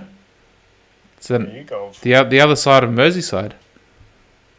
No, man, I know he's too good, but in terms of he'd fit in with Liverpool. In terms of the way that I've heard Evertonians speak of like how they want their team to play, he fits that mentality 100%. It's just kind of like the guy that got in charge at the moment, Sean Dyche. Yeah, so it's under a decent side now. They just don't have that much quality. That's the problem. Yeah, they play. But yeah, I think we should flip it to: are you worried about City now, or more worried? I should know, because you should have already been a little bit worried at least. It does seem like they're starting to step it up a little now. It does, coming towards the business end of the season, and I'm not worried yet. I'll. Depending on how these will be if you lose at Anfield, that's for sure. Depending on how these next two results go, because I think we have Liverpool and then we have City straight after. I think you might have one in between, but I think we might have one in between. But depending on how the Liverpool and the City results go, both being away, then I'll start to see where I'm at in regards to everything. I'm definitely more worried. I think City are, to your point, hitting a little bit of form. I think they're looking better. They're looking more understanding in what they're trying to do. They're also starting to play with a little bit of a higher intensity, which they weren't doing a couple of weeks ago. Like a couple of weeks ago, they were a lot more lackadaisical, and they had wayward passes. The intensity wasn't there, obviously, and now it seems like they're getting back into what we saw them doing last season. Teams start to expose John Stones, though. Like, you can't let that guy play in midfield without trapping him. That just can't happen. You can't think that you need to mark him out of the game, surely. Like, oh, John Stones is the threat in midfield. Come on, man. Like, I'm licking my lips if I see John Stones come into midfield. That is a trapping cue every day of the week, and I think he should be trapped. Like, Rodri's even been trapped this season. So if you could trap Rodri, you could definitely trap Stones.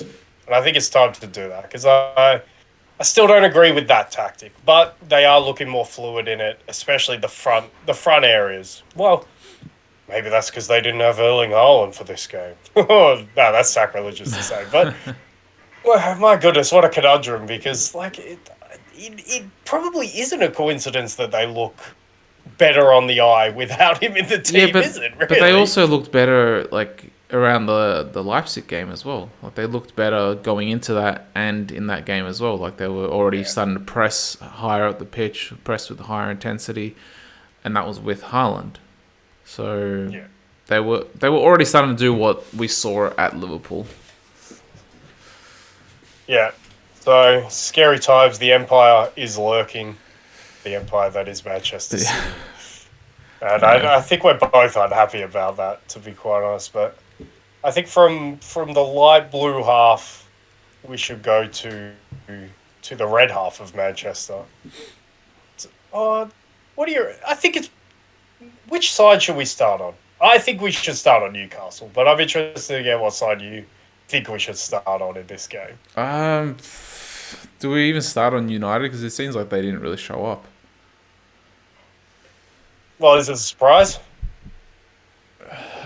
In what sense? I think because Casemiro is missing, isn't he? Casemiro. Yeah. Casemiro. I'm not surprised, because this, for me, and what United have been without Casemiro, is ultimately why I say Ten Hag deserves some credit, but he doesn't deserve as much credit as Casemiro for what United have done this season. So I don't think United were awful in this game. I know it always feels like when United lose, when they lose in this manner, and when a player fronts up to the press after, it always feels the same. It's like, oh, I'm coming out here to say that wasn't good enough.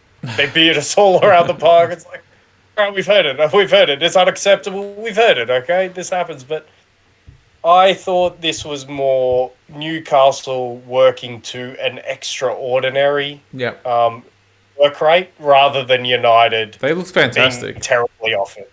They were unreal. Even when they went a goal up, they worked even harder from that moment, and it was really special to see, I think, and that's why I wanted to start on Newcastle, because physically, for me, Newcastle are the best team in Europe this season. Physically, they have unbelievable stamina. Their players, and you could probably throw this mentally as well, they must be one of the best teams in Europe because of the resilience. I thought this was a little bit of vindication for putting Sven Botman in my first team, because he was sensational in this game. I thought Kieran Trippier looked like the Kieran Trippier who started the season. But the work rate, the front plays, Joe Willock was outstanding in this game. Sam Maximan was even working his ass off. Alexander Isak is a good... I think they've done well with that striker, because he is a striker who buys into that ethos. They really were sensational. And you could point to United not wanting it enough, but they didn't want it enough to keep up with that. And that was rabid. That was fueled by 55,000 Geordies who are proud of their team at the moment, and that makes such a difference. And I'm excited, A, because I think the quality of football that Newcastle play is really good, and B, because I think having St. James's Park and the whole city of Newcastle sort of revitalised, sort of like how Klopp did when he came to Anfield. I think having that in the Premier League just makes it a richer competition. And you said going into this game that you believe that if Newcastle win this game, they're a lock for top 4. Mm-hmm. Well, you've got to be confident in that statement after this, although mathematically it's still quite tight. Yeah, mathematically. But Newcastle for me and we got carried away by United, blinding us somewhat in the middle. And they were good. They were good in the middle of the season. But for me, this reiterated that Newcastle are the third best team in England, not Manchester United. And with that result, United actually fall outside the top 4, albeit they have 2 games in hand over Tottenham. Of course, and Tottenham weren't able to capitalise by only drawing this morning against Everton. Yeah, which and might Newcastle be a as good well. point. Newcastle have 2 at games over Goodison. Tottenham as well. They do, and But the thing that always impresses me with Newcastle when we look at the table, only 3 losses all season. Yes, 3 losses. And is it still at 19 goals conceded? Yep. That's just an unbelievable defensive record to this point of the season. I talked about Liverpool being soft. Newcastle, the anti-Liverpool. They are maybe they are hard. Yeah, they're maybe the hardest team in all of Europe. Honestly, they're the most resilient. They're obviously other teams have more quality around Europe, but in terms of teams who give you absolutely nothing, I would maybe put Lazio in there, but I wouldn't even put Lazio in the same.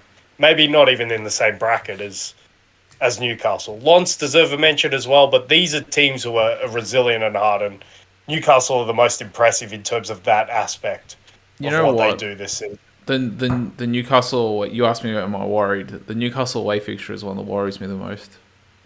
That has to worry you. That one worries me. That one worries me more than Man City away and Liverpool away. Liverpool away would have worried me if this was Liverpool last season. Oh, of course.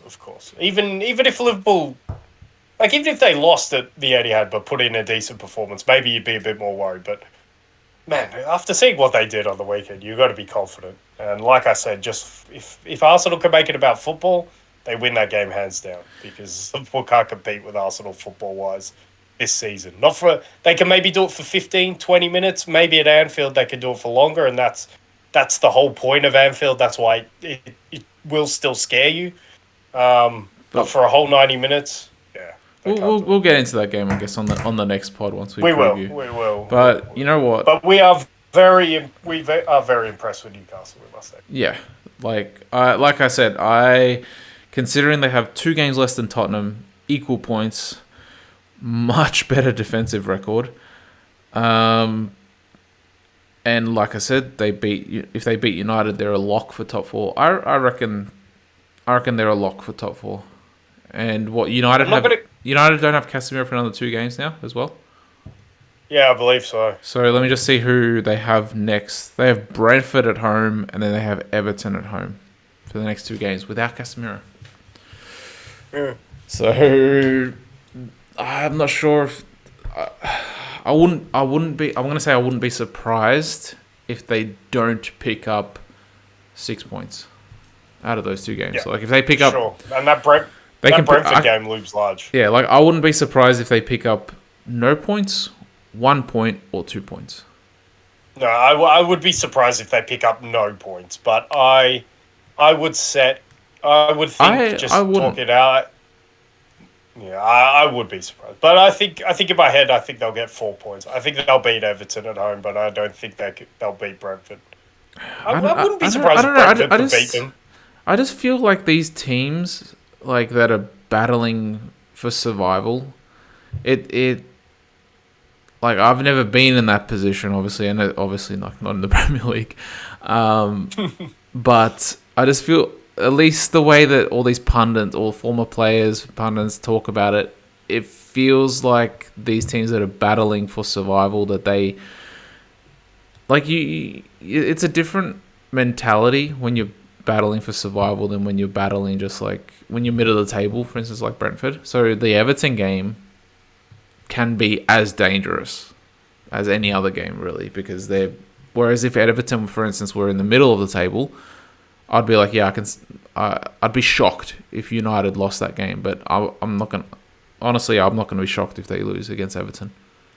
Just because lose at home to Everton, that's a big call. That's a bit too far for me. Just because of, I think Everton are a more resilient team under Dyche. There's no doubt about that. But they really lack the quality. They weren't very good against Tottenham. They got a crazy goal from Michael Keane this morning. I thought Tottenham were the better footballing side, and that's saying something. Although Tottenham looked a little bit better than they have in recent weeks, but it's still Tottenham ultimately. I just don't think they have the quality away from home. But to your point, it will be a tricky test. But you get what I'm saying, though, where I'm coming They'll have from. to break them down. They'll definitely have to break them down. But the fact that it's at Old Trafford, I can just see them. They should win that game. But if they drew that game, I wouldn't be surprised. And Brentford looked pretty good against Brighton, doing what they do. I take it you probably didn't watch that game, but I found that game a little bit. That game was a little bit fascinating. It was a classic battle of. I always love seeing these battles. Yeah, I love seeing the battles of a team who like to play with possession, and they play in a 2-3-5 sort of formation when they have the ball. And Brentford are famous for their 5-3-2. So I love seeing a battle of teams who pretty much match up perfectly around the park. And what it was Brentford being very good in their pressing moments, counter-attacking on that press quite well, doing well in those moments, and being good from set pieces. And what it was for Brighton was trying to control the middle third. And ultimately, they created enough chances to finish the game 3-3. But yeah, it was just such a contrast of styles. It was such a contrast of what managerial emphasis both of these teams have. Because Thomas Frank, you can tell, puts a lot of emphasis, obviously, in the pressing game, using the pressing game as an offensive weapon to counterattack, and obviously the set piece game. Whereas Brighton are much more, we want to be fluid in the middle third, we want to possess the ball, we want to look good in between the boxes. But the things that they don't, and it's hard because there's always a trade-off. You can't focus on everything in the game to the same level.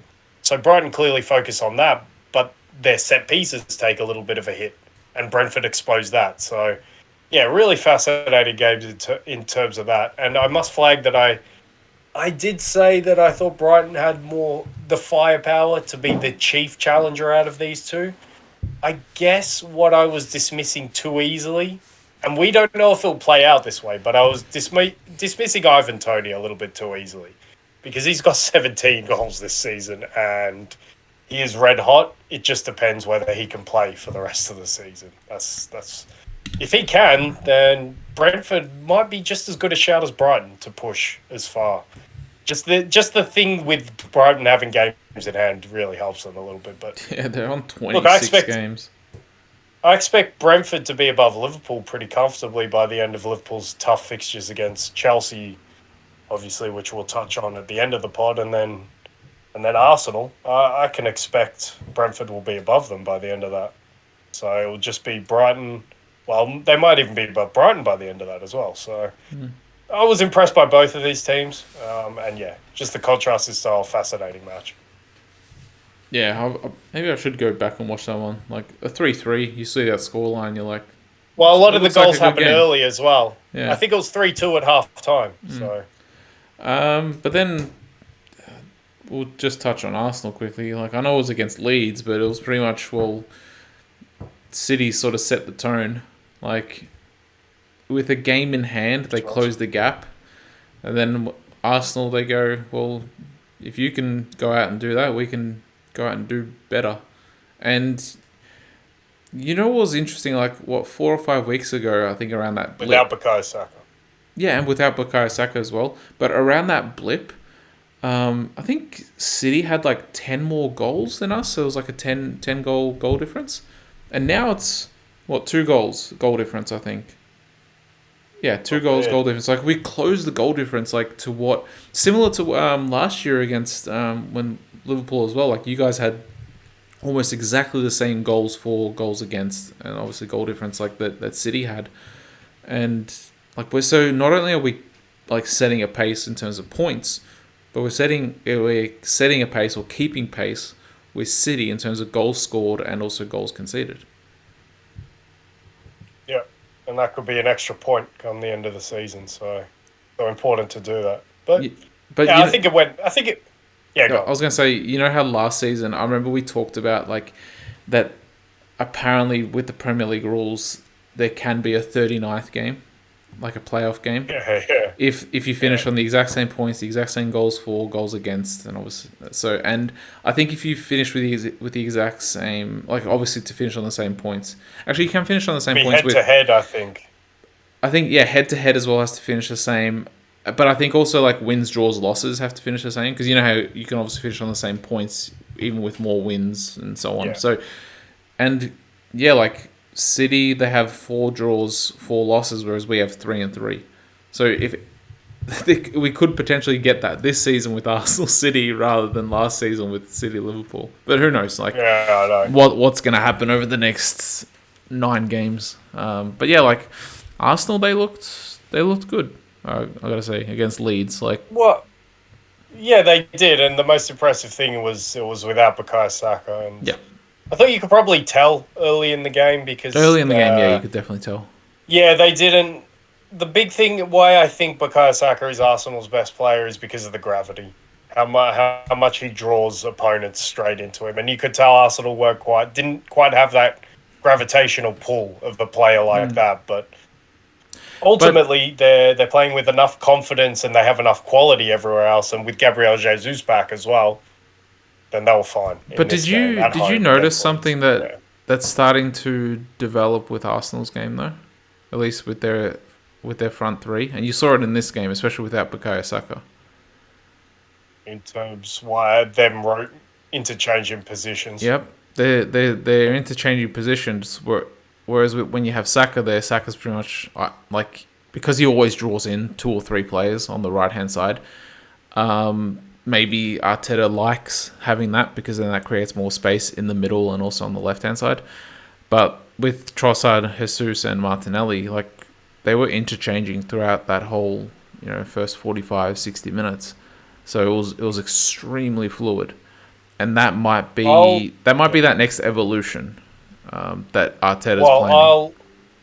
I'll expand that from just Arsenal to the bigger picture of football in general, and I think strikers who are able to fill in across the whole front three, all 3 of those positions, are becoming more and more common. Because I look at Randall Koulibaly, Gabriel Jesus is one that I probably should have mentioned earlier because he's been able to do that for a while now.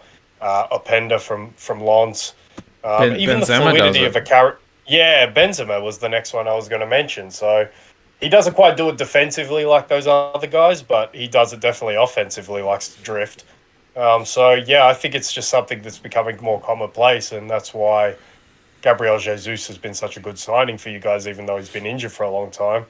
But yeah, that definitely, having a player like him in the front three gives you that option and that opportunity to be very fluid with it. I want to see them start doing it with Saka in the team though, because like I mentioned, every week you see double teams and triple teams on Saka, and obviously teams are preparing for that. So what happens when Saka floats into the middle when he's as a striker, or when he floats onto the left hand side? Are those players going to be like, oh shit, and be aware of it, and they're like, oh shit, like we need to, like we weren't there for the instructions that like the left hand side was gotten, because maybe they'll give it individual instructions rather than team instructions. So maybe if Saka does float over to the left hand side, he's not going to get tripled up until half time when the manager realizes, crap, like they're starting to roam. These are your new instructions to the right back and to the right midfielder, for instance.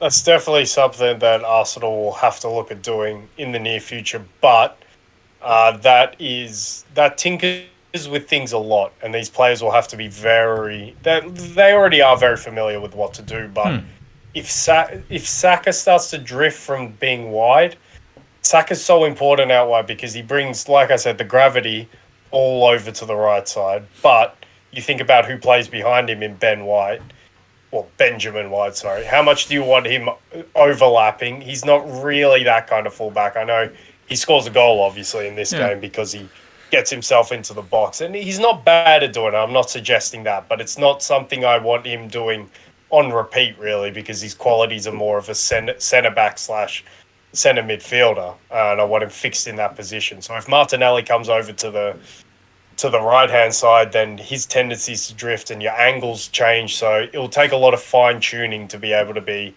that fluid with Saka in the team. But I don't know. Like you said, this is a development, and this is definitely probably something that they're working on. And it's something that you need to do to stay ahead of everyone, because when everyone has been watching you all season because you are the best team in the country, then they're going to come up with ways to deal with it. So fair play to Arteta and Arsenal for seeing that and being able to keep evolving. I know it's preliminary phases. We'll see how that progresses. If it does at all this season, because obviously the stakes are so high this season. How much tinkering do you want to be doing? Probably not that much. It'll take a lot of bravery, but yeah, I don't know. This title race is going to be fascinating to watch, with City lurking and Arsenal still being brilliant, to be fair to them. Yeah, and I will actually. Yeah, go on. I was just going to say, like, and that's the thing, like, Arsenal have probably been the most consistent. Besides Newcastle and Arsenal have probably been the most consistent two teams in the league. Like, from the beginning right to where we are now, I'd say definitely the most two consistent. Because, as we've talked about, City have definitely had their massive blip starting just a week or two before the World Cup, and then heading out of the World Cup, like, they were looking terrible. Man, how nice it must be to be able to call that a massive blip. When you're sitting second in the table, four draws, 4 losses, that's it. Still a pretty good defense. But you know what? You know what actually changed everything? It was sort of like the same, like, week or 2 week period. It was when Pep had a go at everyone, and also on top of that, you had that financial fair play scandal with City, the investigation. So, like, you had both, like, external factor that was, like, there to try and motivate the team, and then you also had Pep using that and using, like, so everything sort of culminated. And ever since that point, City have been looking a lot better. Yeah, and if Arsenal win this title, the narrative is that they were the best team, they played the best football, but also there's another hidden narrative that City handed them the title by giving them Zinchenko and Jesus, who have made a massive difference to that team. So how stupid of them. But if City win this title, for me, it's not going to, the narrative should not be about anything that Pep did tactically. It should be about what Pep did psychologically. Because that's where if City win this title, this is Pep's Ferguson moment, where he can win a title by mind games and aura about him and his team, because that's what, for me, it will be like. But the last thing I wanted to finish, I don't really want to talk about Chelsea-Liverpool because they're pretty irrelevant this season. Yeah, that's fine. So the last thing I wanted to finish on, and we'll try and make it quick, but I sort of flagged this with choosing, when we did the 3 teams, our first, second, and third team last time, in suggesting that I expect this to be the third of the season where there will be the most changes in those teams from now to the end of the season. And I think in the examples of Milan, who are reigning champions in Italy, in the examples of Bayern Munich, who are reigning champions in Germany, and in the example of Manchester City, in recent weeks, it must be said, who are the reigning champions in England, it just feels like in this weird season where we had a World Cup in the middle, it feels like we're getting into big player season. This is where the big players are going to start to rectify what was maybe wrong with them for a while.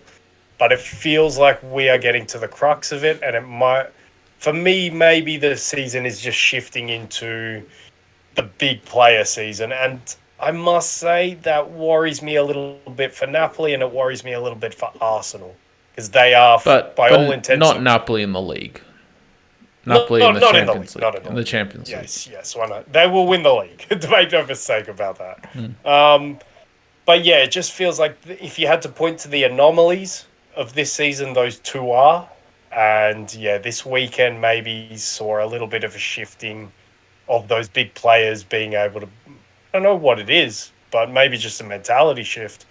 So that's just something I wanted to flag from this moment going forward, because I think we'll start to, I have a feeling we'll start to see those big players who were making our teams last season sort of rise to the top, like Benzema. I've already flagged Ruben Diaz, Theo Hernandez, for example. De Bruyne didn't make out any of our three teams. Who? De Bruyne didn't make any of our three teams either. No, De Bruyne made my first team, man. No. I mean, like the team that we did a couple of weeks ago. I don't think he made any of my three teams. Yeah, he made my first team. I don't think he made any of yours, but I have not been nearly as down on De Bruyne as some have been, particularly you. Yeah, he didn't make any of my three teams. Yeah, I actually think he's had a really good season. But I still think he can be better. But I still think he's had a really good season. So, he's starting to come back online, it feels. Well, City are. Just City, and City in general, yeah. Yeah. So, yeah, that's something I want to flag from now to the end of the season, because it's feeling that way. And this is where big players should make their money, because this is the crux of it. Yeah. And also, City... And this hasn't been mentioned, but I did hear it on a podcast, and not enough has been made of it, given what was made of Liverpool, and I guess to an extent City last season. But City are on for a treble, so that must be said. Like, when are they not? But they really kind of are in the mix for everything. Yeah, and they might like being a chaser. I'm hoping season, actually. Yeah, it's a change for them, but I'm hoping that it might be a little bit too much for them, especially considering they have a really tough test against Bayern in the Champions League, and then after that possibly Chelsea or Real Madrid, and we're expecting Real Madrid, especially now considering Chelsea are managerless. So they're gonna have two insanely tough games in the Champions League, or rounds in the Champions League, so 4 tough games if they get through, that is, past Bayern. And I have a feeling that that's when they might potentially slip up in the league. And also, do they have United in the FA Cup as well? So they have some pretty tough games that are sort of sandwiched in between league games that could. Do they have United? Who do Brighton have then? If they have, or is it Brighton United? Or maybe it is Brighton United. Let me just double check what.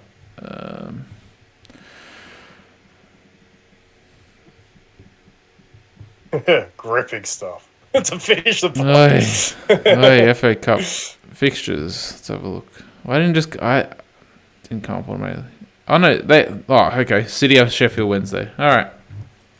Yeah, they could potentially meet in the final. But even so, the final, they moved it from the end of the season to like 3 or 4 weeks before, didn't they? Unless they moved it back to the end of the season. Yeah, I don't know exactly when it's scheduled this season. But regardless, they still have those extra games, and they're sort of sandwiched in between. So they could, like, as an Arsenal fan, obviously, I'm hoping that is when they slip up and we can take advantage of it, because we only have 9 games remaining. So yeah, I think you can't say that. I don't know. It'll be interesting to see. I think they're a good chance, because of course I put them as favourites against Bayern just. And even now with Tuchel. Yeah, I still do. I still think. But have you with the appointment of Tuchel? Would you say that gap of favourites is closed? No, I would agree with that. I think Tuchel gives Bayern a better chance. So would you say, but like Nagelsmann was probably like 60-40, now it's maybe 55-45? I would have said it was 55-45 with Nagelsmann, and I would say it's like 52-48 with Tuchel now.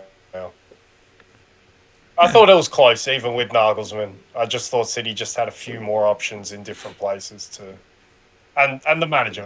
That is the 3% right there. Yeah. But yeah, we'll address that when we come to it. When we get to it. Yeah, I that's just something think to next flag as week well. we have Champions League. Yes, we do. Next midweek. Fun on the horizon. Are they playing? Weekend, Are they playing all of the quarters? Yes, they're not splitting it up. not splitting it up. Thank fuck for that. Yep. So roll on that. Roll on this weekend coming up. But yeah, for the weekend we've just had, I think I've emptied the notebook on that. Just quickly, predictions for Liverpool, Chelsea, and United, Brentford. Is Chelsea? I don't. Is it Liverpool at home or? Nah, Stamford Bridge. Okay. It'll be. So you guys are probably favourites then. I don't know. It'll be 0-0 or 1-1 in that. And I can see that. I don't know. I feel a 1-1 between United and Brentford as well. I can see Brentford winning 2-0. I hope so. Yeah. I hope so. Yeah, that'll be interesting if that happens. You know what though? Also because Chelsea are managerless, I can see you guys bouncing back and winning actually, and I can see it 3-0 for you guys. Actually, yeah. You know what? I'm gonna try to go like some reverse psychology, big picture sort of shit here. So, if you guys lose 2 games in a row or have two disappointing results in a row, that will be perfect for you guys to then bounce back at Anfield against us. So I'd like you guys to win, so that then you're led into a false sense of security, and then we just, we beat you 1 or 2-0 at Anfield. That would be perfect. So yes, I'm hoping Liverpool win and get led into a false sense of security going into the Arsenal game. No, see, I'd think just an anticlimactic draw would be perfect because no one will care. Liverpool will still feel like shit at the end of that, but they won't have the confidence of having a win, but they won't have like the crappiness of 2 losses in a row. It's like, yeah, we did all right. We drew at Stamford Bridge, that's fine, but we're still pretty shit. So, whereas if we win at Stamford Bridge, maybe we get a couple of goals there. It's like, yeah, we feel all right. Yeah, but maybe that goes to your point. But remember, you guys beat United 7-0 and then you lost to Bournemouth. Albeit it was United at home, Bournemouth away. I know that, but still. And we beat City 1-0 at home and lost to Nottingham Forest next week. So there you go. I'm well aware of how shit. That's why I didn't even want to talk about this game. So I'd like that sort of maybe even like I'm not 16. yeah. Yeah, like just that false sense of security. Because I think if it's a hard fought battle 1-0, that might give you guys like more drive than like a comfortable 3 or 4-0. But a hard fought battle will then tire you guys out, and you guys don't have much legs this season. So hard fought battle. We've already established Liverpool are not hard. I'll ask this question now. You can answer it now, or you can save the answer for the next pod because it's going to be the preview to the Arsenal-Liverpool game. But are you hoping that Arsenal beat Liverpool because that will help City not win the title? It will aid in that. I'll answer that next pod because I got to see what happens with this game. If we win this game, then is it all over? Because that helps your top 4 chances as well. Exactly. I've still got to believe that if we win this game, we can maybe prey on.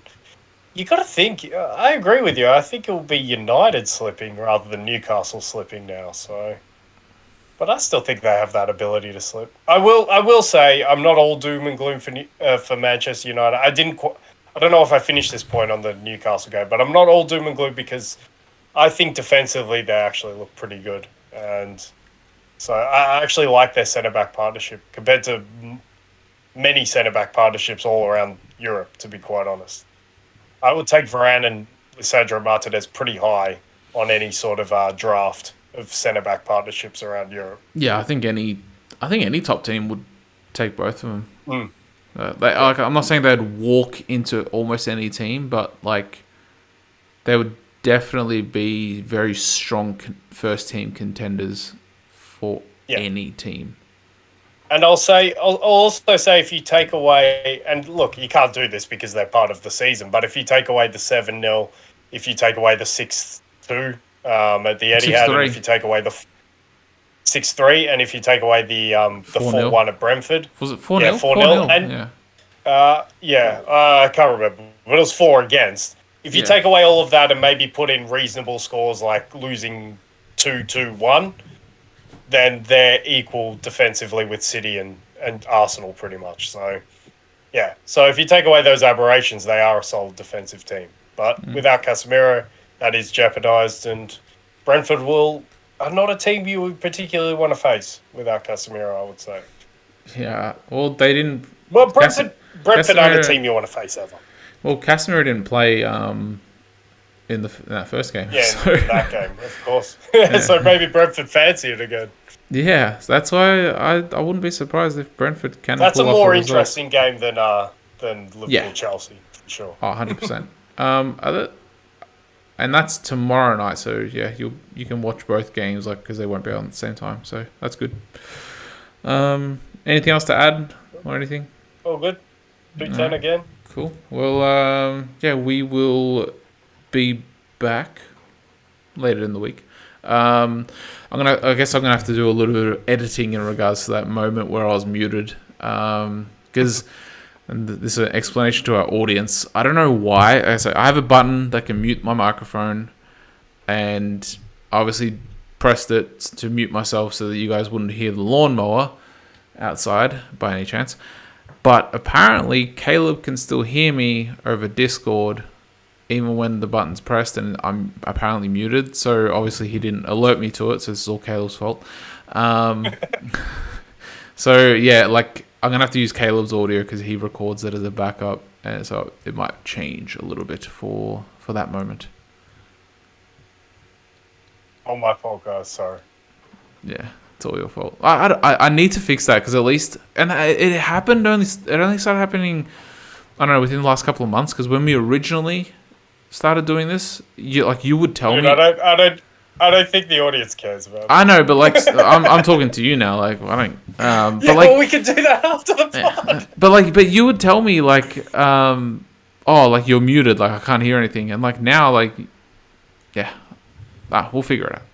Anyway, guys, thanks for coming and bye for now.